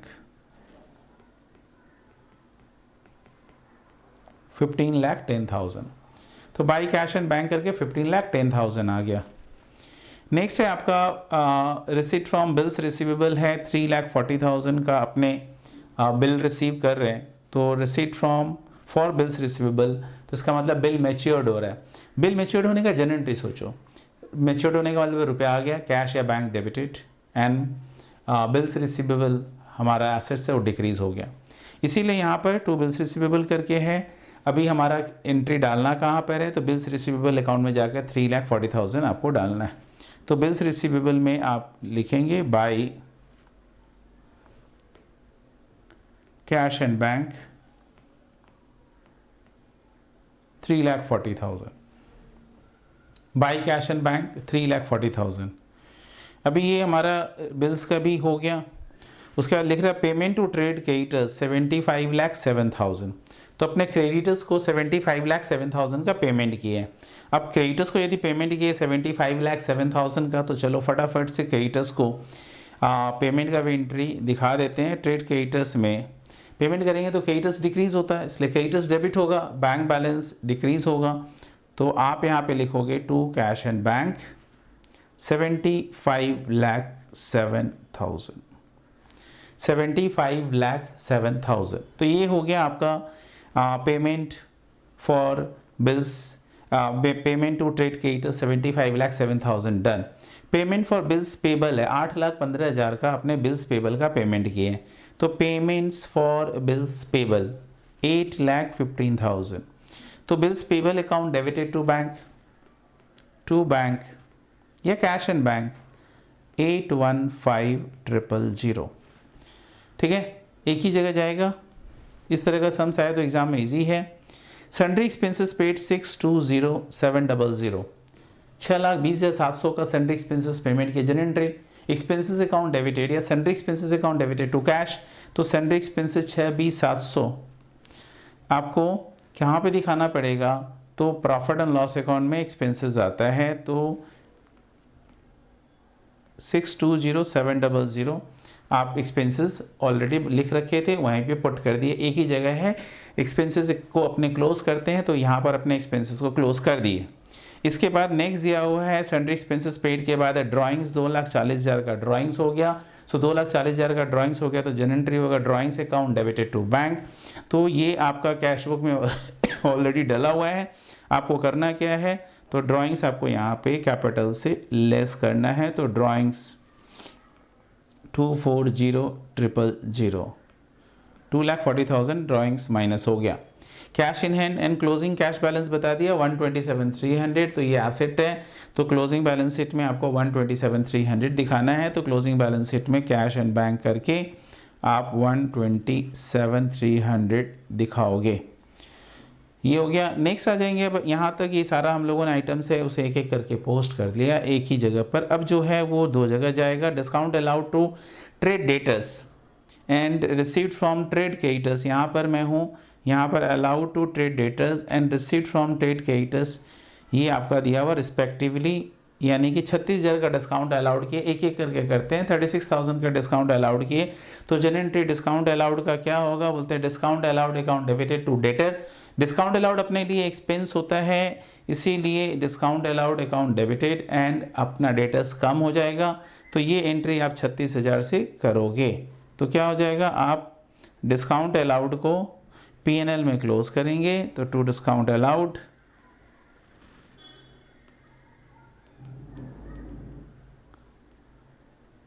$36,000 and second 36,000 का सेकेंड है डेटर्स में आपको लिखना पड़ेगा by discount allowed, by discount allowed 36,000। Next अपने बात करें तो डिस्काउंट रिसीव्ड भी हुआ है, तो डिस्काउंट रिसीव्ड के कारण क्रेडिटर्स हमारा कम हो जाता है, तो टू डिस्काउंट रिसीव्ड 28,000 हमें डिस्काउंट मिला। और ये डिस्काउंट रिसीव्ड जो है वो आपका P&L में क्लोज होता है, तो P&L में आप लिखेंगे bye discount received, bye discount received 28,000, ठीक है, बाय डिस्काउंट रिसीव्ड 28,000। फिर लिखा हुआ बिल्स रिसीवेबल, अब आगे है जो मैं यहाँ पढ़ रहा हूँ, बिल्स रिसीवेबल इंडोज टू ₹15,000। अब इंडोज्ड का मतलब होता है अपने बिल्स राइट्स होता है मेरा, और वो बिल हम किसी और को दे देते हैं अपने क्रेडिटर्स से पीछा छुड़ाने के लिए, लोग बिल को इंडोज करते हैं। इंडोज का मतलब होता है ट्रांसफ़र ऑफ राइट्स, तो अपना ट्रांसफ़र कर रहे हैं राइट्स, तो किसको करेंगे, डेफिनेटली जो मेरा ऑब्लिगेशन है, लाइबिलिटीज़ है, उन्हीं को पे करने के लिए अपने बिल को इंडोज करते हैं। तो यहाँ पे जो बिल इंडोज टू क्रेडिटर्स है ₹15,000, क्रेडिटर छपना भी चाहिए, नहीं समझे तो अंडरस्टूड है कि यही क्रेडिटर्स को ही इंडोज होता है। सो 15,000 का बिल अपने क्या किए हैं, इंडोज किए हैं, तो क्रेडिटर्स हमारा कम हो जाएगा बिल्स, और हमारा बिल्स रिसीवेबल भी कम होगा, तो एंट्री हुआ क्रेडिटर्स टू बिल्स रिसीवेबल। अभी डबल इफेक्ट डालना है, क्रेडिटर्स टू बिल्स रिसीवेबल, यानी क्रेडिटर्स में लिखेंगे आप टू बिल्स रिसीवेबल, क्रेडिटर्स में लिखेंगे टू बिल्स रिसीवेबल, अमाउंट हो जाएगा आपका 15,000, और बिल्स रिसीवेबल में लिखेंगे बाय क्रेडिटर्स, बिल्स रिसीवेबल में लिखेंगे बाय क्रेडिटर्स, ठीक है, बाय क्रेडिटर्स 15,000। नेक्स्ट आएंगे अपने annual fire insurance premium 6,000 was paid every year on 1 अगस्त। तो इसका मतलब है एनुअल फायर इंश्योरेंस प्रीमियम हम लोग 1 अगस्त को देते हैं, वो भी 6,000 दिए, और ये हर साल ऐसा देते रहते हैं। तो इसका मतलब है हमने अगस्त में दिया तो कवर करेगा अगस्त, सितंबर, अक्टूबर, नवंबर, दिसंबर, Jain, Feb, March.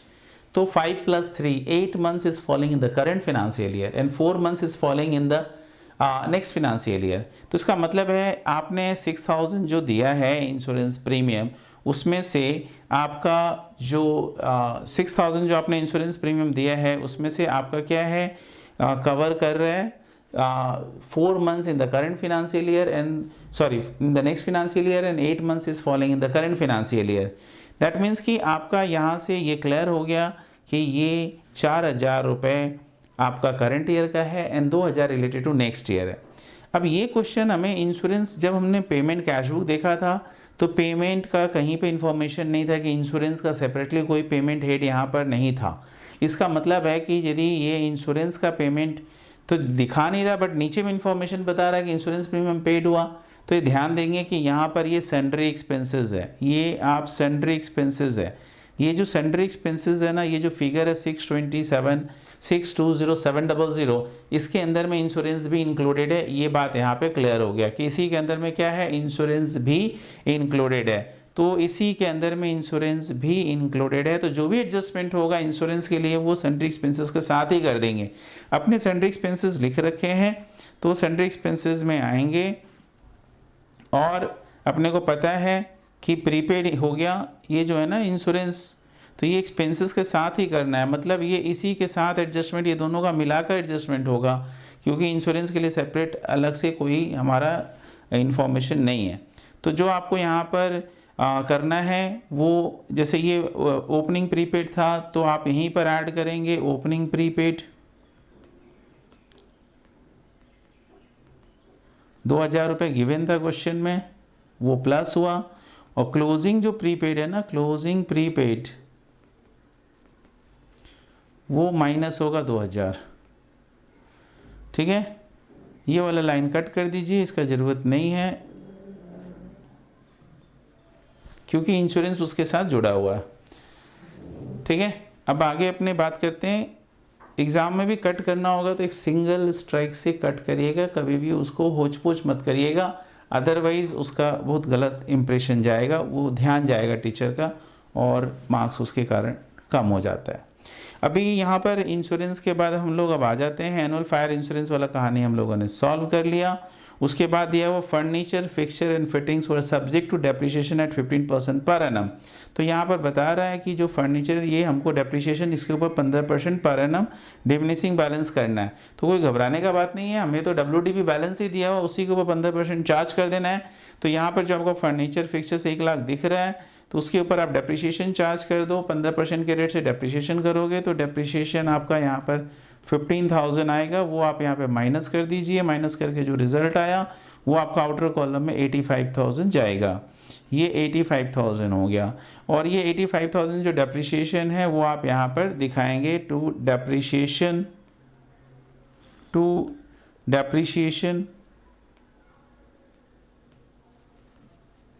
On furniture fixtures and fittings 15,000। ठीक है, इसके अलावा और भी इंफॉर्मेशन बोल रहा है, you are also informed about the balances as on 31 March 2001। तो लास्ट डेट में बैलेंस बता रहा है कि हमारा बैलेंस है कितना। तो स्टॉक है, ट्रेड डेटर्स है, बिल्स रिसीवेबल है, बिल्स पेबल है, आउटस्टैंडिंग एक्सपेंसेस है, and trader maintains STD gross profit ratio of 10%। तो एक एक करके करते हैं। 6.5 लाख हमारा क्लोजिंग बैलेंस है, तो ये दो जगह हमें दिखाना है। तो 6.5 लाख हमें एक तो ट्रेडिंग अकाउंट में दिखाना पड़ेगा, तो by closing stock 650,000। Second place 6,50,000 आप कहाँ पे दिखाओगे, तो this is to be shown where in the balance sheet. Stock 650,000, 6,50,000 का स्टॉक हो गया। इसके बाद आपका नेक्स्ट है, तो यहाँ पर आपका स्टॉक के बाद नेक्स्ट आइटम है ट्रेड डेटर्स 1,52,000 का है। तो बैलेंस शीट में आप दिखाएंगे डेटर्स 1,52,000, और डेटर्स में जाकर आप लिखेंगे by balance carried down 152 and 000।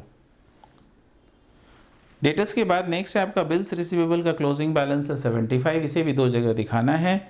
तो आप यहाँ पे लिखेंगे बिल्स रिसीवेबल में बाय बैलेंस कैरिड डाउन 75,000, और बैलेंस शीट में आप इसे क्या करेंगे, बिल्स रिसीवेबल दिखाएंगे 75,000। बिल्स रिसीवेबल के बाद नेक्स्ट है बिल्स पेबल का फिगर दिया हुआ 1,40,000।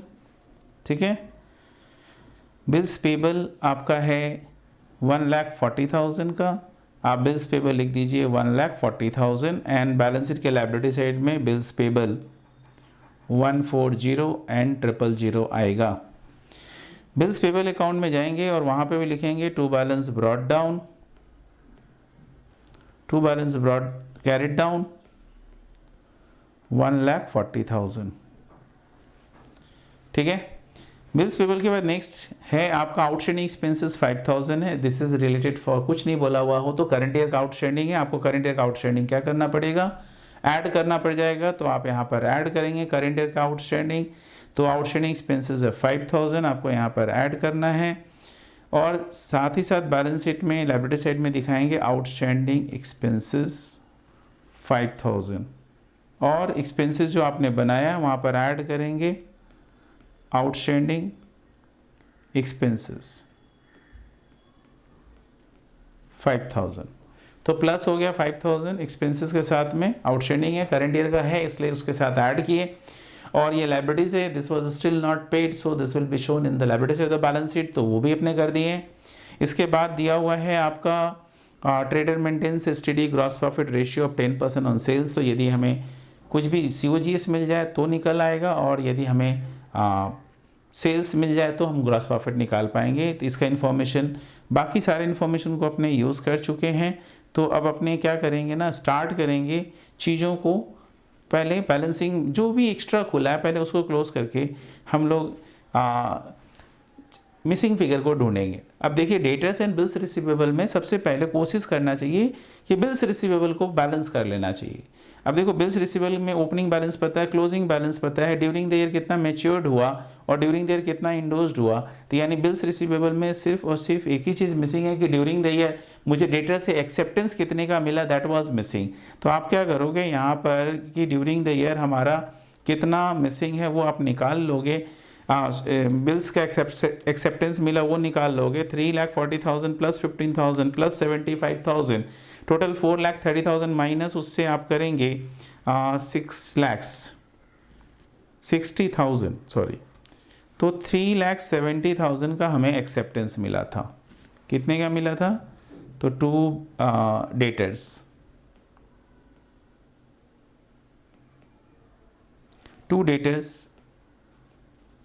370,000, 3,70,000 का आपको डेटा से कलेक्शन हो गया। अब यही चीज़ आप क्या करेंगे, डेटर्स में जाकर लिखेंगे बाय बिल्स रिसीवेबल 370,000, तो 3,70,000 मुझे डेटर से क्या मिल गया, तो डेटर से हमारा एक्सेप्टेंस मिला। ये जो आया ये बैलेंसिंग फिगर आया, तो ये स्पेसिफाई कर देंगे। अभी हम लोग सन्डी डेटर्स में आपका क्या मिसिंग है, तो आप देख सकते हैं कि opening balance is known to you, closing balance is also known to you. मतलब आपको ये भी मालूम है, ये भी पता है, आपको कलेक्शन फ्रॉम डेटर्स कितना हुआ वो भी पता है, डिस्काउंट अलाउड बिल कितने का मिला, तो everything is known except one कि मेरा सेल्स कितने का हुआ था। तो आप यहाँ से कैश सेल्स निकाल सकते हैं, क्रेडिट सेल्स निकाल सकते हैं, बैलेंसिंग फिगर। तो मैं बैलेंसिंग फिगर क्रेडिट सेल्स निकाल रहा हूँ, तो 15,10,000 प्लस 36,000 प्लस 3,70,000 प्लस 1,52,000, उससे माइनस करेंगे 148,000, तो अपने को क्रेडिट सेल्स मिल गया 19,20,000 का, 19,20,000 का अपने को सेल्स मिला। तो 19,20,000 का आपको सेल्स मिल गया, इस सेल्स को ये क्रेडिट सेल्स मिला। तो आपको क्या करना है, ट्रेडिंग अकाउंट में लिखना है 19,20,000। अभी आपको टोटल सेल्स मिल गया, आप देख लीजिए, क्योंकि कैश सेल्स आपको पहले से पता था 73,80,000, टोटल कर दिए तो 93 लाख मिल गया आपको सेल्स। ठीक है, अभी आपका यहाँ पर हमने जो क्रेडिट सेल्स निकला था वो 2 जगह कर लिया। अभी हम लोग परचेजेस को कंप्लीट कर लेते हैं, यानी कि क्रेडिटर्स को कंप्लीट करते हैं। तो सबसे पहले कोशिश करो बिल्स पेबल अकाउंट को कंप्लीट करने का। बिल्स पेबल अकाउंट में क्या क्या हमें पता है, तो ड्यूरिंग ओपनिंग बैलेंस कितना था ये भी आपको पता है कि ये रहा ओपनिंग बैलेंस, ये अपना पता है कि क्लोजिंग बैलेंस है, और ये ड्यूरिंग द ईयर हमने बिल्स पेबल कितना ऑनर्ड किया वो भी मालूम है। तो जब ये पता है तो एक ही चीज़ तो नहीं मालूम है कि क्रेडिटर से मुझे कितने का एक्सेप्टेंस मिला है, तो वो क्रेडिटर से एक्सेप्टेंस निकाल लेंगे। तो उसमें लिखेंगे by what, by creditors balancing figure. तो आप बैलेंसिंग फिगर निकाल लीजिए, 8,15,000 प्लस 1,40,000 माइनस करेंगे 125,000, द रिजल्टिंग फिगर इज 8,30,000, 830,000। तो 8,30,000 का आपको क्या मिला? तो 8,30,000 का अल्टीमेटली क्रेडिटर्स से आपका अल्टीमेटली क्या निकल के आ गया? तो 8,30,000 क्रेडिटर्स से आपको एक्सेप्टेंस जो आपने क्रेडिटर्स को दिया था वो निकल आया। इसका कॉरेस्पॉन्डिंग पोस्टिंग क्रेडिटर्स में करेंगे। क्रेडिटर्स में आपको लिखना होगा एंड 2 बिल्स पेबल करके आप लिखोगे, तो 2 बिल्स पेबल 830 एंड 000। तो 8,30,000 हमारा अल्टीमेटली क्रेडिटर्स को पेमेंट का हो गया। अब हम लोग यहाँ पे क्या करेंगे? तो क्रेडिटर्स का पेमेंट कर दिए, तो अपने यहाँ पर नेक्स्ट अपने यहाँ पर बैलेंसिंग फिगर क्रेडिटर्स में परचेज निकाल सकते हैं। क्यों? क्योंकि बाकी सब चीज़ हमें मालूम है। ओपनिंग बैलेंस पता है, क्लोजिंग बैलेंस पता है, पेमेंट मालूम चल गया। ठीक है, तो करते हैं, चलिए फटाफट से 7507,000 यानी 75,07,000 का पेमेंट किए थे, प्लस डिस्काउंट दिए थे 28,000 का, प्लस 15,000 रुपये का बिल्स रिसीवेबल इंडोज किए थे, प्लस अपने 8,30,000 का बिल्स पेबल एक्सेप्ट किए थे। टोटल हो गया 83,80,000। उससे माइनस करना है जो पेमेंट ओपनिंग बैलेंस था 5,80,000। 5,80,000 लेस कर दिए तो 78 लाख का परचेजेस निकल आया। तो बाई परचेजेस 78 लैक्स। अब 78 लाख परचेजेस निकल आया। अब इसमें एक चीज़ है, अभी तक तो हम लोगों ने एक इन्फॉर्मेशन यूज़ नहीं किया कि 10% ऑफ जो सेल होगा वही हमारा क्या होगा? ग्रॉस प्रॉफिट होगा। तो यहाँ पर हम लोगों को तो सेल्स मालूम था तो ग्रॉस प्रॉफिट निकाल सकते थे, ओपनिंग क्लोजिंग पता था तो परचेजेस बैलेंसिंग फिगर आ जाना चाहिए। एक बार देखते हैं क्या आ रहा है, एक बार एक्सपेरिमेंट कर रहा हूँ मैं, तो आप थोड़ा रुक के कॉपी करना, एक बार वेट कर लो।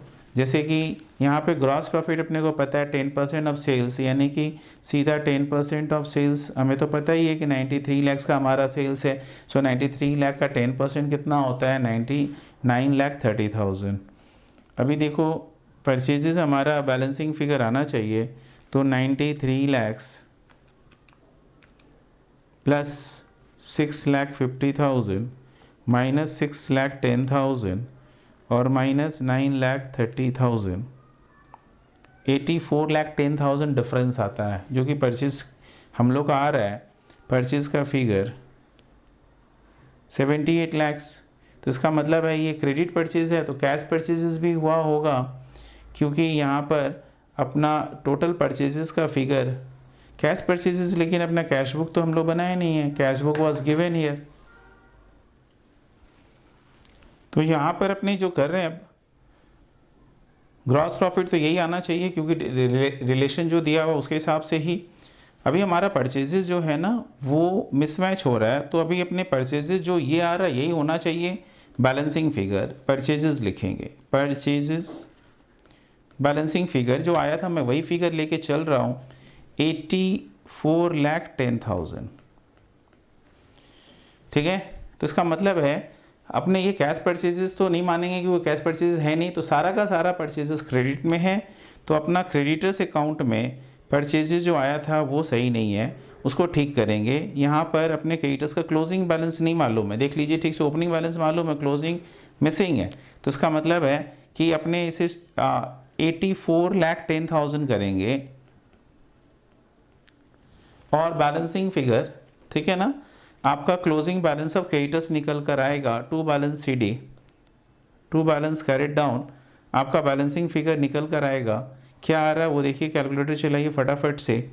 तो 84,10,000 प्लस 5,80,000 माइनस करेंगे इसे 75,07,000 और माइनस करेंगे 75,07,000 और माइनस करेंगे 28,000 और minus 15,000 minus 8,30,000।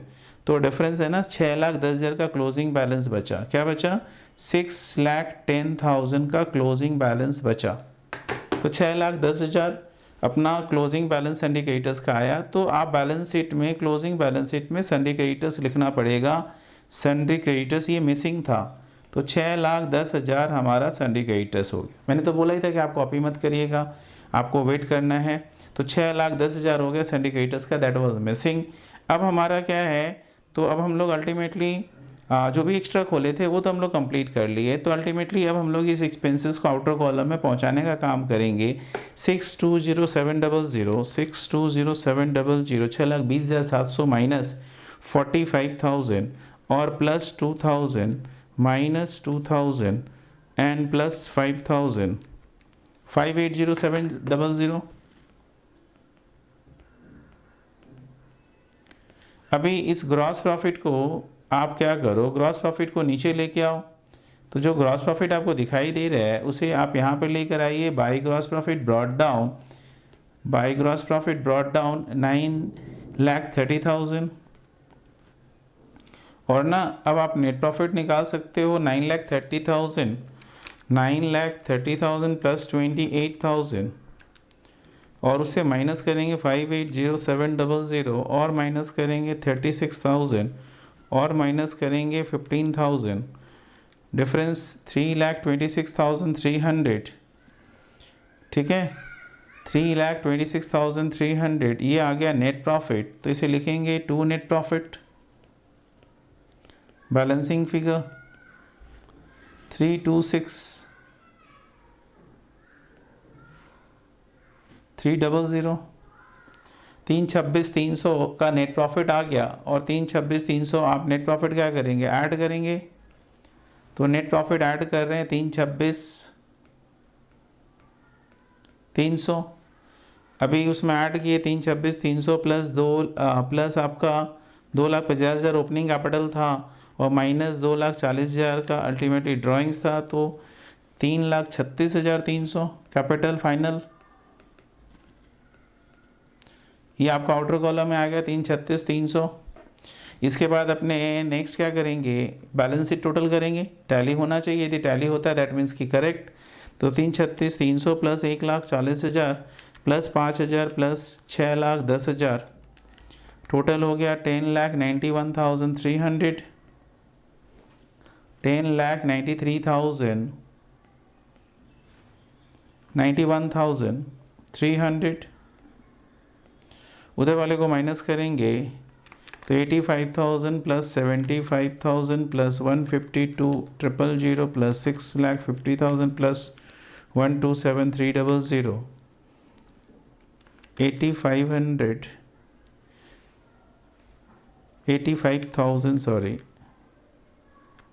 Plus 75,000 plus 152,000 plus 6,50,000 plus 127,300। ठीक है, तो आ रहा है 10,89,000। 2,000 का एक प्रीपेड इंश्योरेंस था, अपने उसको छोड़ दिए। तो प्रीपेड इंश्योरेंस था 2,000 रुपये, एक जगह दिखाया दूसरी जगह मिस हो गया 2,000 रुपये। तो ये हो गया 10,91,300। ठीक है, ये 2,000 जो प्रीपेड इंश्योरेंस था ना, ये वाला क्लोजिंग प्रीपेड इंश्योरेंस काटने के चक्कर में वहाँ स्किप हो गया, इसलिए वो वहाँ पर 2,000 का एग्जैक्टली डिफरेंस आया। तो यही है कि डबल पोस्टिंग यदि मिस होगा तो लास्ट में जाकर वो एक जगह मिस हुआ तो तुरंत क्लिक हो गया। यदि 2 जगह मिस हो जाए तब तो बहुत मुश्किल है मिलना, वो टाइम वेस्ट होगा एग्ज़ाम में। यदि एग्ज़ाम में टैली नहीं होता है तो छोड़ के आगे बढ़ने के अलावा कोई ऑप्शन नहीं रहता है, क्योंकि आप ढूंढने जाएंगे तो you are compromising with the other sums, इसलिए आपको कॉम्प्रोमाइज़ नहीं करना चाहिए। तो ये हो गया आपका sum number 14, question number 14। Next sums की तरफ मूव करेंगे। नेक्स्ट सम्स अपना जो है वो था 15। ठीक है, ये हो गया। अभी अपने 15 की तरफ आगे बढ़ रहे हैं। चलिए पढ़ेंगे फटाफट से क्वेश्चन नंबर 15।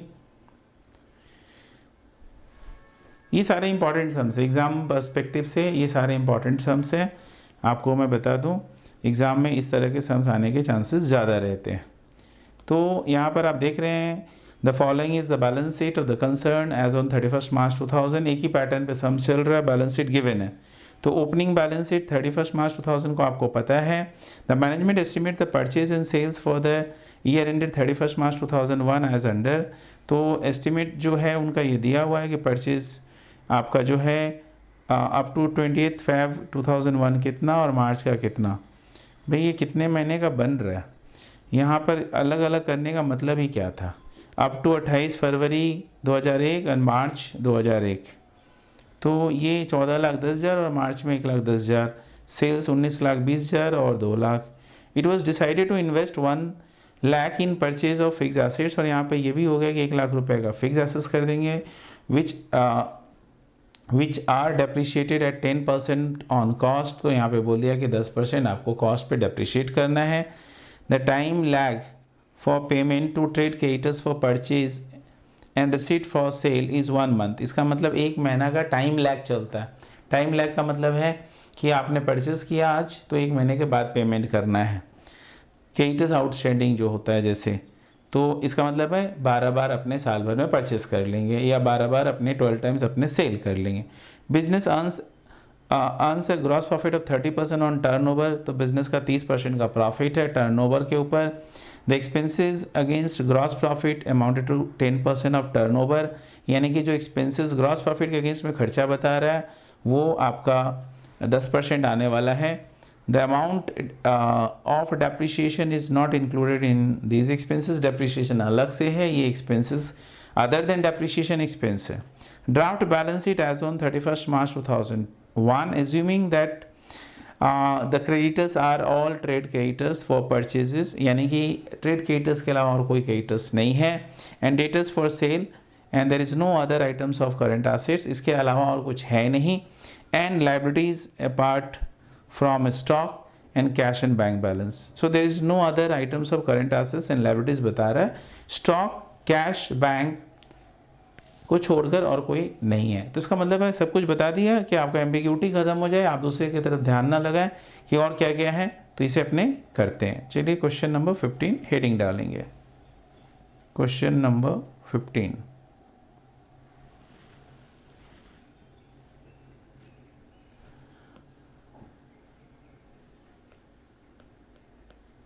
क्वेश्चन नंबर 15 कर रहे हैं। फॉर्मेट ड्रॉ कर लेते हैं। प्रॉफिट एंड लॉस अकाउंट अपने को बनाना है, तो प्रॉफिट एंड लॉस अकाउंट सबसे पहले बना लेते हैं।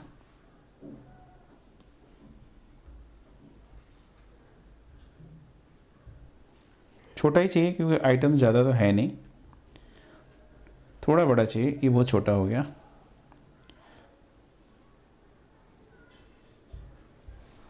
ये हो गया हमारा ट्रेडिंग पेल दोनों ही एक साथ, और बेस है, इसके ऊपर में ट्रेडिंग है और इसके नीचे में प्रॉफिट एंड लॉस अकाउंट। ठीक है, और बैलेंस शीट भी बनाना है अपने को, प्रोजेक्टेड बैलेंस शीट। तो ये हो गया बैलेंस शीट। बैलेंस शीट के बाद नेक्स्ट आ जाइए, आपको वर्किंग्स ज़रूरत पड़ा था कुछ करेंगे ही, कैश बुक है, और कुछ ज़रूरत हुआ तो और भी अपने यहाँ पर क्या करेंगे, वर्किंग्स बनाएंगे।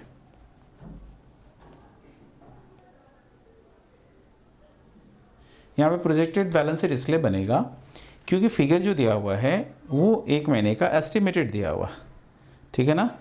यहाँ पर जो ये दिया हुआ है आप देख सकते हैं, the management estimates the purchase and sales for the year ended 31 March 2001 as under. Up to 2000 फरवरी तक कितना और मार्च का भी बता दिया। इसका मतलब 1 महीना अभी पेंडिंग है, वो सारा एस्टिमेशंस में है, और बाकी जो 11 मंथ्स है वो कंप्लीट हो चुका है।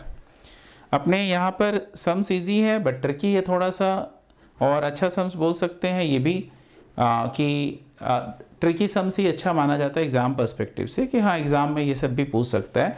तो पहला आप देख सकते हैं कैपिटल है, एक एक करके बैलेंस शीट का हर एक आइटम्स को एक जगह पहुंचाना है। ये ओपनिंग बैलेंस शीट है, तो यहाँ से आप एक एक आइटम लो और उसे रिस्पेक्टिव प्लेस में डाल दो। जैसे कैपिटल है 10 लाख, तो आप कैपिटल लो और वहाँ पर पुट करो। कैपिटल कहाँ पर जाएगा, तो जो बैलेंस शीट है आप इस बैलेंस शीट में, बैलेंस शीट ये प्रोजेक्टेड बैलेंस शीट कहेंगे अपने।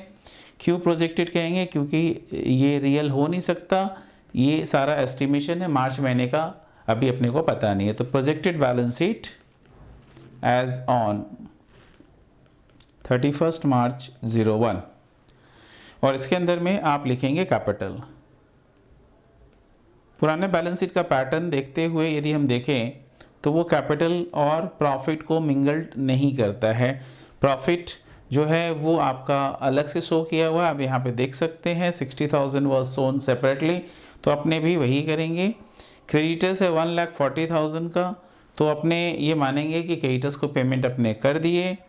वो ओपनिंग वाला क्रेडिटर्स को तो पेमेंट करना ही पड़ता है, तो ये कैश बुक है, मान लो कैश बुक, और कैश बुक के अंदर में आपको क्रेडिटर्स को पेमेंट करना है, तो आप लिखेंगे बाय क्रेडिटर्स। जो ओपनिंग ड्यू है वो तो देना ही है ना, तो मैं ऐसे लिख रहा हूँ 1,40,000, और जो परचेजेस करंट मंथ में हुआ वो भी हमें पेमेंट करना है। अपने कैश मतलब क्रेडिटर्स अकाउंट बनाना अवॉइड करना चाहते हैं, अदरवाइज अननेसेसरी एक लेजर खुलेगा, टाइम लगेगा, तो अपने टाइम को भी तो बचाना है ना एग्जाम में। तो 140 हो गया। 60,000 जो बैलेंस है वो इस साल के बैलेंस शीट में आ जाएगा। यहाँ पर आप प्रॉफिट एंड लॉस अकाउंट दिखाओगे, profit and loss account details column में यहाँ पे लिखोगे ओपनिंग बैलेंस, जो ओपनिंग प्रॉफिट बैलेंस है वो आपने यहाँ पे लिख दिया 60,000, और ये हो गया हमारा ओपनिंग बैलेंस शीट से जो लायबिलिटी साइड का आइटम है, that was done. Fix asset से 4 लाख रुपए, तो आप फिक्स एसेट 4 लाख लिखेंगे यहाँ पर। तो बैलेंस शीट में आप लिख रहे हैं fixed assets, fixed assets 4 lakh. Next है फिक्स एसेट्स के बाद आपका है स्टॉक, तो ये ओपनिंग स्टॉक है 3 लाख, आप इसे ट्रेडिंग अकाउंट में ले जाइए और 3 लाख लिखिए ट्रेडिंग अकाउंट में ओपनिंग स्टॉक।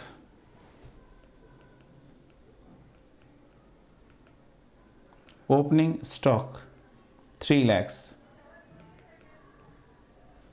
ठीक है।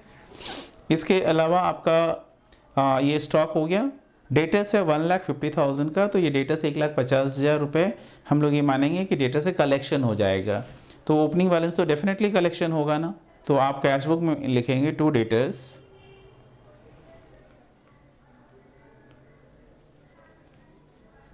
150 एंड 000, क्योंकि और भी जो सेल हुआ है वो भी तो कलेक्ट हो जाएगा।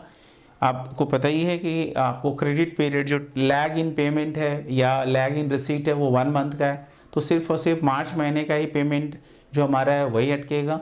जो सेल है उसके पहले का जो मेरा सेल है that all will be collected in cash, तो इसलिए अपने यहाँ पे डायरेक्टली ओपनिंग बैलेंस जो आउटस्टैंडिंग है वो हमारा तो कलेक्ट होगा ही, और जो मेरा यहाँ पे डेटर्स 1,50,000 दिख रहा है आपको, वो भी मतलब ओपनिंग जो आउटस्टैंडिंग है वो भी कलेक्ट हो जाएगा और सेल भी कलेक्ट होगा। सिर्फ लास्ट मंथ वाला सेल्स हमारा बैलेंस रह जाएगा। कैश एंड बैंक है 3,50,000, ये आपका opening cash and bank balance है, हम लोग बना रहे हैं, तो आप वहाँ पे 3,50,000 दिखाएंगे। टू बैलेंस ब्रॉट डाउन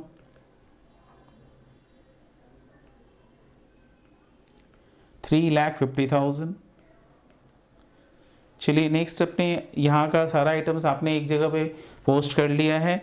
आगे बोल रहा है कि मैनेजमेंट ने एस्टिमेट किया है कि परचेजेस अप टू इतना है और मार्च के लिए एस्टिमेशन दिया हुआ है, ठीक है ना। तो आपका 14,10,000 तो रियल में क्रेडिट परचेज हो चुका है। एज्यूम कर रहे हैं कि सारा का सारा परचेजेस जो है वो ऑन क्रेडिट है और सारा का सारा सेल्स जो है वो क्रेडिट होगा। तो यहाँ पर आपका जो 14,10,000 परचेजेस है और 1,10,000 मार्च महीने में होना है, तो टोटल परचेजेस कितना हो गया 15,20,000। जेनेंटिस करें तो परचेज डेबिटेड होगा 1520 एंड 2 क्रेडिटर्स होगा आपका कितना 1,10,000 देना बाकी है, इसलिए आपका आउटस्टैंडिंग बच जाएगा 110 और 14,10,000 का पेमेंट हो जाएगा। तो दैट्स वाई आप यहाँ पे क्या लिखेंगे, कैश बुक में आप लिखेंगे क्रेडिटर्स लिख रखे हैं, तो प्लस 14,10,000 का पेमेंट करेंगे क्रेडिटर्स को। फरवरी तक का पेमेंट तो करना ही पड़ेगा, मार्च महीने का पेंडिंग रखेंगे, तो 1410 ऐड कर दिए, तो क्रेडिटर्स को पेमेंट आपने कितना कर दिया 15,50,000। और जो आपका परचेजेस है वो आपको दिखाना पड़ेगा 2 परचेजेस 15,10,000। कैसे आया है 1510, आप देख सकते हैं कि परचेजेस है 1410 प्लस 110 15,20,000, तो आपको लिखना पड़ेगा 15,20,000।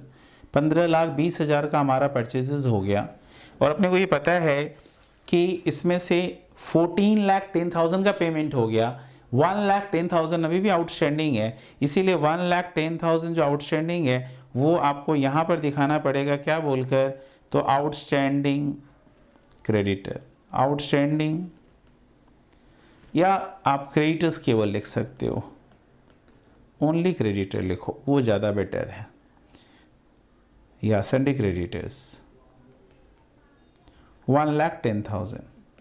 आप बेसिकली जनरेटर्स का इफेक्ट देखो, परचेज में 15,20,000 आया, 14,10,000 का पेमेंट हो गया इसलिए कैश बुक में आया, एंड 1,10,000 हमारा अभी भी देना बाकी है इसलिए बैलेंस शीट के लायबिलिटी साइड में आया। ओवरऑल हमारा 15,20,000 का हिसाब हो गया। अभी हम लोग नेक्स्ट यदि मूव करते हैं तो क्या बोला हुआ है वो भी पढ़ लीजिए। परचेज के बाद है सेल्स, 19,20,000 का सेल्स हो चुका है और आपका प्रोजेक्टेड जो है वो 2 लाख और है।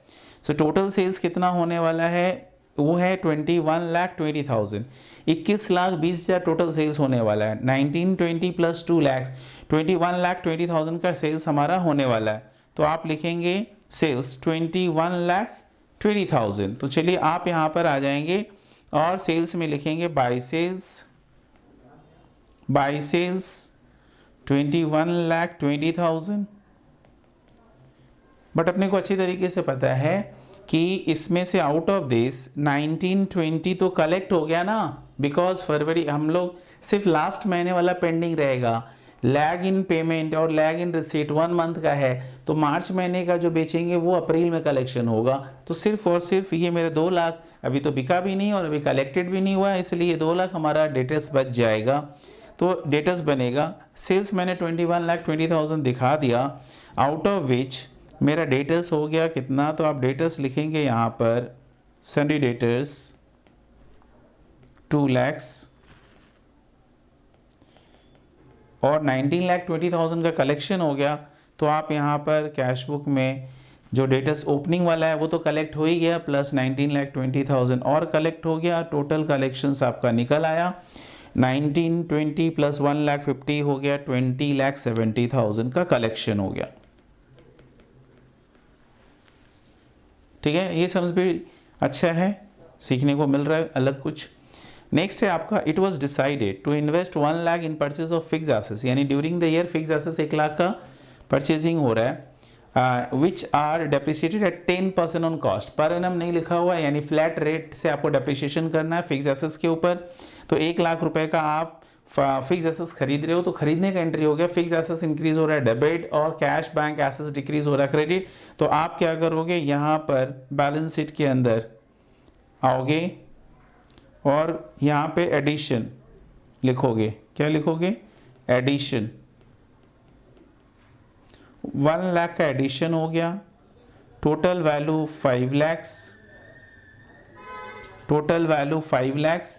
अभी ये जो टोटल वैल्यू आपको 5 lakhs दिख रहा है, अभी अपने को क्या करना है, जो 1 लाख का एडिशन हुआ उस 1 लाख के एडिशंस पे यहाँ पर अब अपने को क्या करना पड़ेगा, कैश बुक के अंदर में भी तो दिखाना पड़ेगा ना कि बाय फिक्स एसेट्स अपने ने खरीदे हैं फिक्स एसेट्स, तो वो लिखना पड़ेगा फिक्स एसेट्स कितने का खरीदे, 1 लाख का, 1 लाख का फिक्स एसेट्स खरीद लिए, राइट। ये हो गया। उसके बाद नेक्स्ट आते हैं तो क्या है अपना 10% डेप्रिसिएशन कर देना है। तो अपने पास फिक्स एसेट्स जो है वो 5 लाख का हो चुका है, तो 5 lakhs के ऊपर डेप्रिसिएशन चार्ज करोगे 10% के रेट से फ्लैट। ये नहीं देखना है कि कब खरीदा गया और कितना, आप जितना अमाउंट लास्ट में क्लोजिंग बैलेंस दिख रहा है on that flat rate of depreciation apply करना है 10% के रेट से। तो 10% depreciation at the rate of 10% is equals to कितना, 50,000। तो 50,000 का डेप्रिसिएशन आप यहाँ से माइनस कर दो। 50,000 का डेप्रिसिएशन यदि आपने माइनस कर दिया तो रिजल्टिंग फिगर हो गया 4,50,000 का, 4.5 लाख। ये 50,000 दो जगह जाना चाहिए, एक तो यहाँ पर रिकॉर्ड हो गया, सेकंड प्लेस इसका पीएनएल में है। तो पीएनएल में 2 डेप्रिसिएशन ऑन फिक्स्ड एसेट्स करके दिखाएंगे। तो 2 डेप्रिसिएशन ऑन फिक्स्ड एसेट्स 50,000, 50,000, ठीक है, 50,000। तो 2 डेप्रिसिएशन ऑन फिक्स्ड एसेट्स हो गया। इसके बाद नेक्स्ट है आपका जो इन्फॉर्मेशन हम लोग ऑलरेडी यूज़ कर लिए थे वो ये है, द टाइम लैग लिखा हुआ, the time lag for payment of trade creditors for purchase and receipt from sale is 1 month. तो वही तो लास्ट मंथ वाला हमने आउटस्टैंडिंग लगा दिया। The business earns gross profit 30% on turnover. तो यदि हमें टर्नओवर पता है तो हम ग्रॉस प्रॉफिट निकाल सकते हैं, दैट वाज 30%। तो यहाँ पे टर्नओवर पता है 21,20,000। तो now we are able to calculate what, अपने कैलकुलेट कर पाएंगे ग्रॉस प्रॉफिट। तो यहाँ पर आप लिखेंगे to gross profit at the rate of 30% on sales. सीधा अपने को सेल्स ही पता है और सेल्स पे परसेंटेज मालूम है, तो 21,20,000 का 30% कर दीजिए, रिजल्टिंग फिगर इज 6,36,000। 6,36,000 निकल आया अपना ग्रॉस प्रॉफिट। ये ग्रॉस प्रॉफिट जो है कैसे कैलकुलेट किए वो यहाँ पर अपने डिटेल्स दिखाए हैं। तो अभी इसे ब्रॉड डाउन करके नेक्स्ट स्टेप में लेके चले जाइए पीएनएल में। तो by gross profit brought down 6,36,000 अपने यहाँ लिख दिए। और बाकी अभी इंफॉर्मेशन पढ़ के देखते हैं और क्या है। नेक्स्ट है आपका the expenses against gross profit amounted to 10% of turnover. The amount of depreciation is not included in this expenses. तो अपना खर्चा बता रहा है कि जो खर्चा होगा वो 10% ऑफ क्या होगा, टर्नओवर का। टर्नओवर पता है तो अपने बिजनेस एक्सपेंस निकाल सकते हैं और ये एज्यूम करेंगे एक्सपेंसेस को हमने आउटस्टैंडिंग करके नहीं रखा, फुल पेमेंट कर दिया। तो यदि क्वेश्चन में आपको सेल्स पता है, ये देखो सेल्स का फिगर कितना है 21,20,000, तो इसका मतलब है कि इसका 10% अपने निकाल सकते हैं। तो क्या हो जाएगा, टू एक्सपेंसेस 10% ऑफ सेल्स है 21,20,000। तो 10% इज कितना हो जाएगा आपका, तो ये हो जाएगा 21,200। ये 21,200 अपने क्या करेंगे, कहाँ दिखाएंगे, तो कैश बुक में भी दिखाना पड़ेगा बाय एक्सपेंसेस।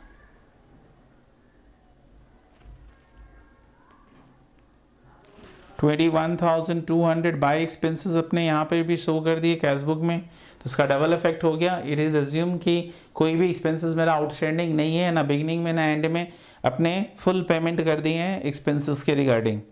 फिर सारा हो चुका है। Draft balance sheet as on 31 March 2001। यहाँ पे बोल रहा है कि आपको बैलेंस शीट बनाना है। Assuming that the creditors are all trade creditors for purchase and debtors for sale, मतलब कि और no other items of current assets and current liability apart from stock, cash and bank. इसके अलावा और कुछ नहीं है, मैंने स्टॉक भी है। इसका मतलब हमारा सम्स तो हो गया। अभी हम लोग नेक्स्ट जो है वो क्या करेंगे, तो ये हमारा कैश बुक है। कैश बुक का balancing figure closing cash balance निकलेगा। तो अपने क्या करेंगे, यहाँ पर सबसे पहले कैश बुक को बैलेंस करिए और इसका बैलेंसिंग फिगर निकालते हैं क्या आता है। कैश बुक को बैलेंस करते हैं, क्या आ रहा है वो निकाल लेते हैं। तो चलिए फटाफट से अभी अपने देखें 3,50,000 प्लस 20,70,000 और माइनस करेंगे इससे 15,50,000 माइनस 1 लाख और माइनस 21,200, 748,800 आ रहा है। 748,800। तो फिर से एक बार चेक करते हैं।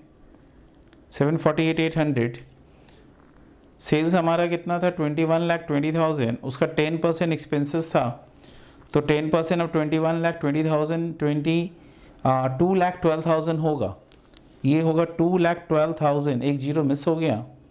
और यहाँ पर भी वो 2,12,000 होगा, क्योंकि इतना कैश बैलेंस आया तो थोड़ा अटपटा लगने लगा कि बहुत ज़्यादा कैश बैलेंस कंपनी मेंटेन कर रही है, इसलिए चला गया एक कैलकुलेशन, वहाँ पे आपका जीरो मिस हो गया। तो यहाँ पर 2,12,000। अब अपने क्या करेंगे, टोटल करके देखते हैं। तो यहाँ पर क्या आता है बैलेंस, चलिए फटाफट से। तो कैश बुक का बैलेंस 3,50,000 प्लस 20,70,000 और माइनस करेंगे इससे 15,50,000 माइनस 1 लाख और माइनस 2,12,000 सॉरी 558। अभी भी क्या ज़्यादा है, बट और कोई आइटम है नहीं, तो लिखेंगे by balance carried down balancing figure.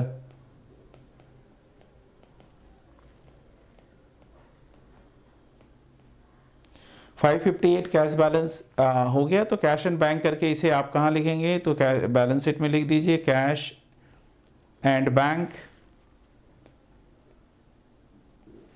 558000। तो ये कैश एंड बैंक बैलेंस आ गया 5,58,000। इसके बाद अपने नेक्स्ट क्या करेंगे, नेट प्रॉफिट निकाल लेते हैं अब। तो यहाँ पर डेप्रिसिएशन वगैरह दिखाई चुके हैं, एक्सपेंसेस दिखा चुके हैं। तो अभी हमारा एक ही चीज़ रह गया कि अपना नेट प्रॉफिट क्या आ रहा है वो फटाफट से कैलकुलेट करते हैं। 6,36,000 माइनस 50,000 और माइनस 2,12,000, रिजल्टिंग फिगर है 3,74,000। ये 3,74,000 आपका नेट प्रॉफिट है। तो ये नेट प्रॉफिट हो गया 374 एंड 000 बैलेंसिंग फिगर। ये 374 जो आया इसे आपको क्या करना है, तो आपको पीएल बैलेंस के साथ ऐड करना है नेट प्रॉफिट 374,000 ऐड करके आउटर कॉलम में डालेंगे प्लस 60,000 पहले से बचा हुआ था 4,34,000। और अब अपने बैलेंस शीट को टोटल करेंगे। तो टोटल करके देखिए क्या आता है रिजल्ट, 4,34,000 प्लस 1,10,000 प्लस 10 लाख, तो 10 लाख और ऐड कर दिए तो 15,44,000, 15,44,000, 15,44,000। इधर में भी वही आना चाहिए। देखेंगे कि क्या क्या है आपका,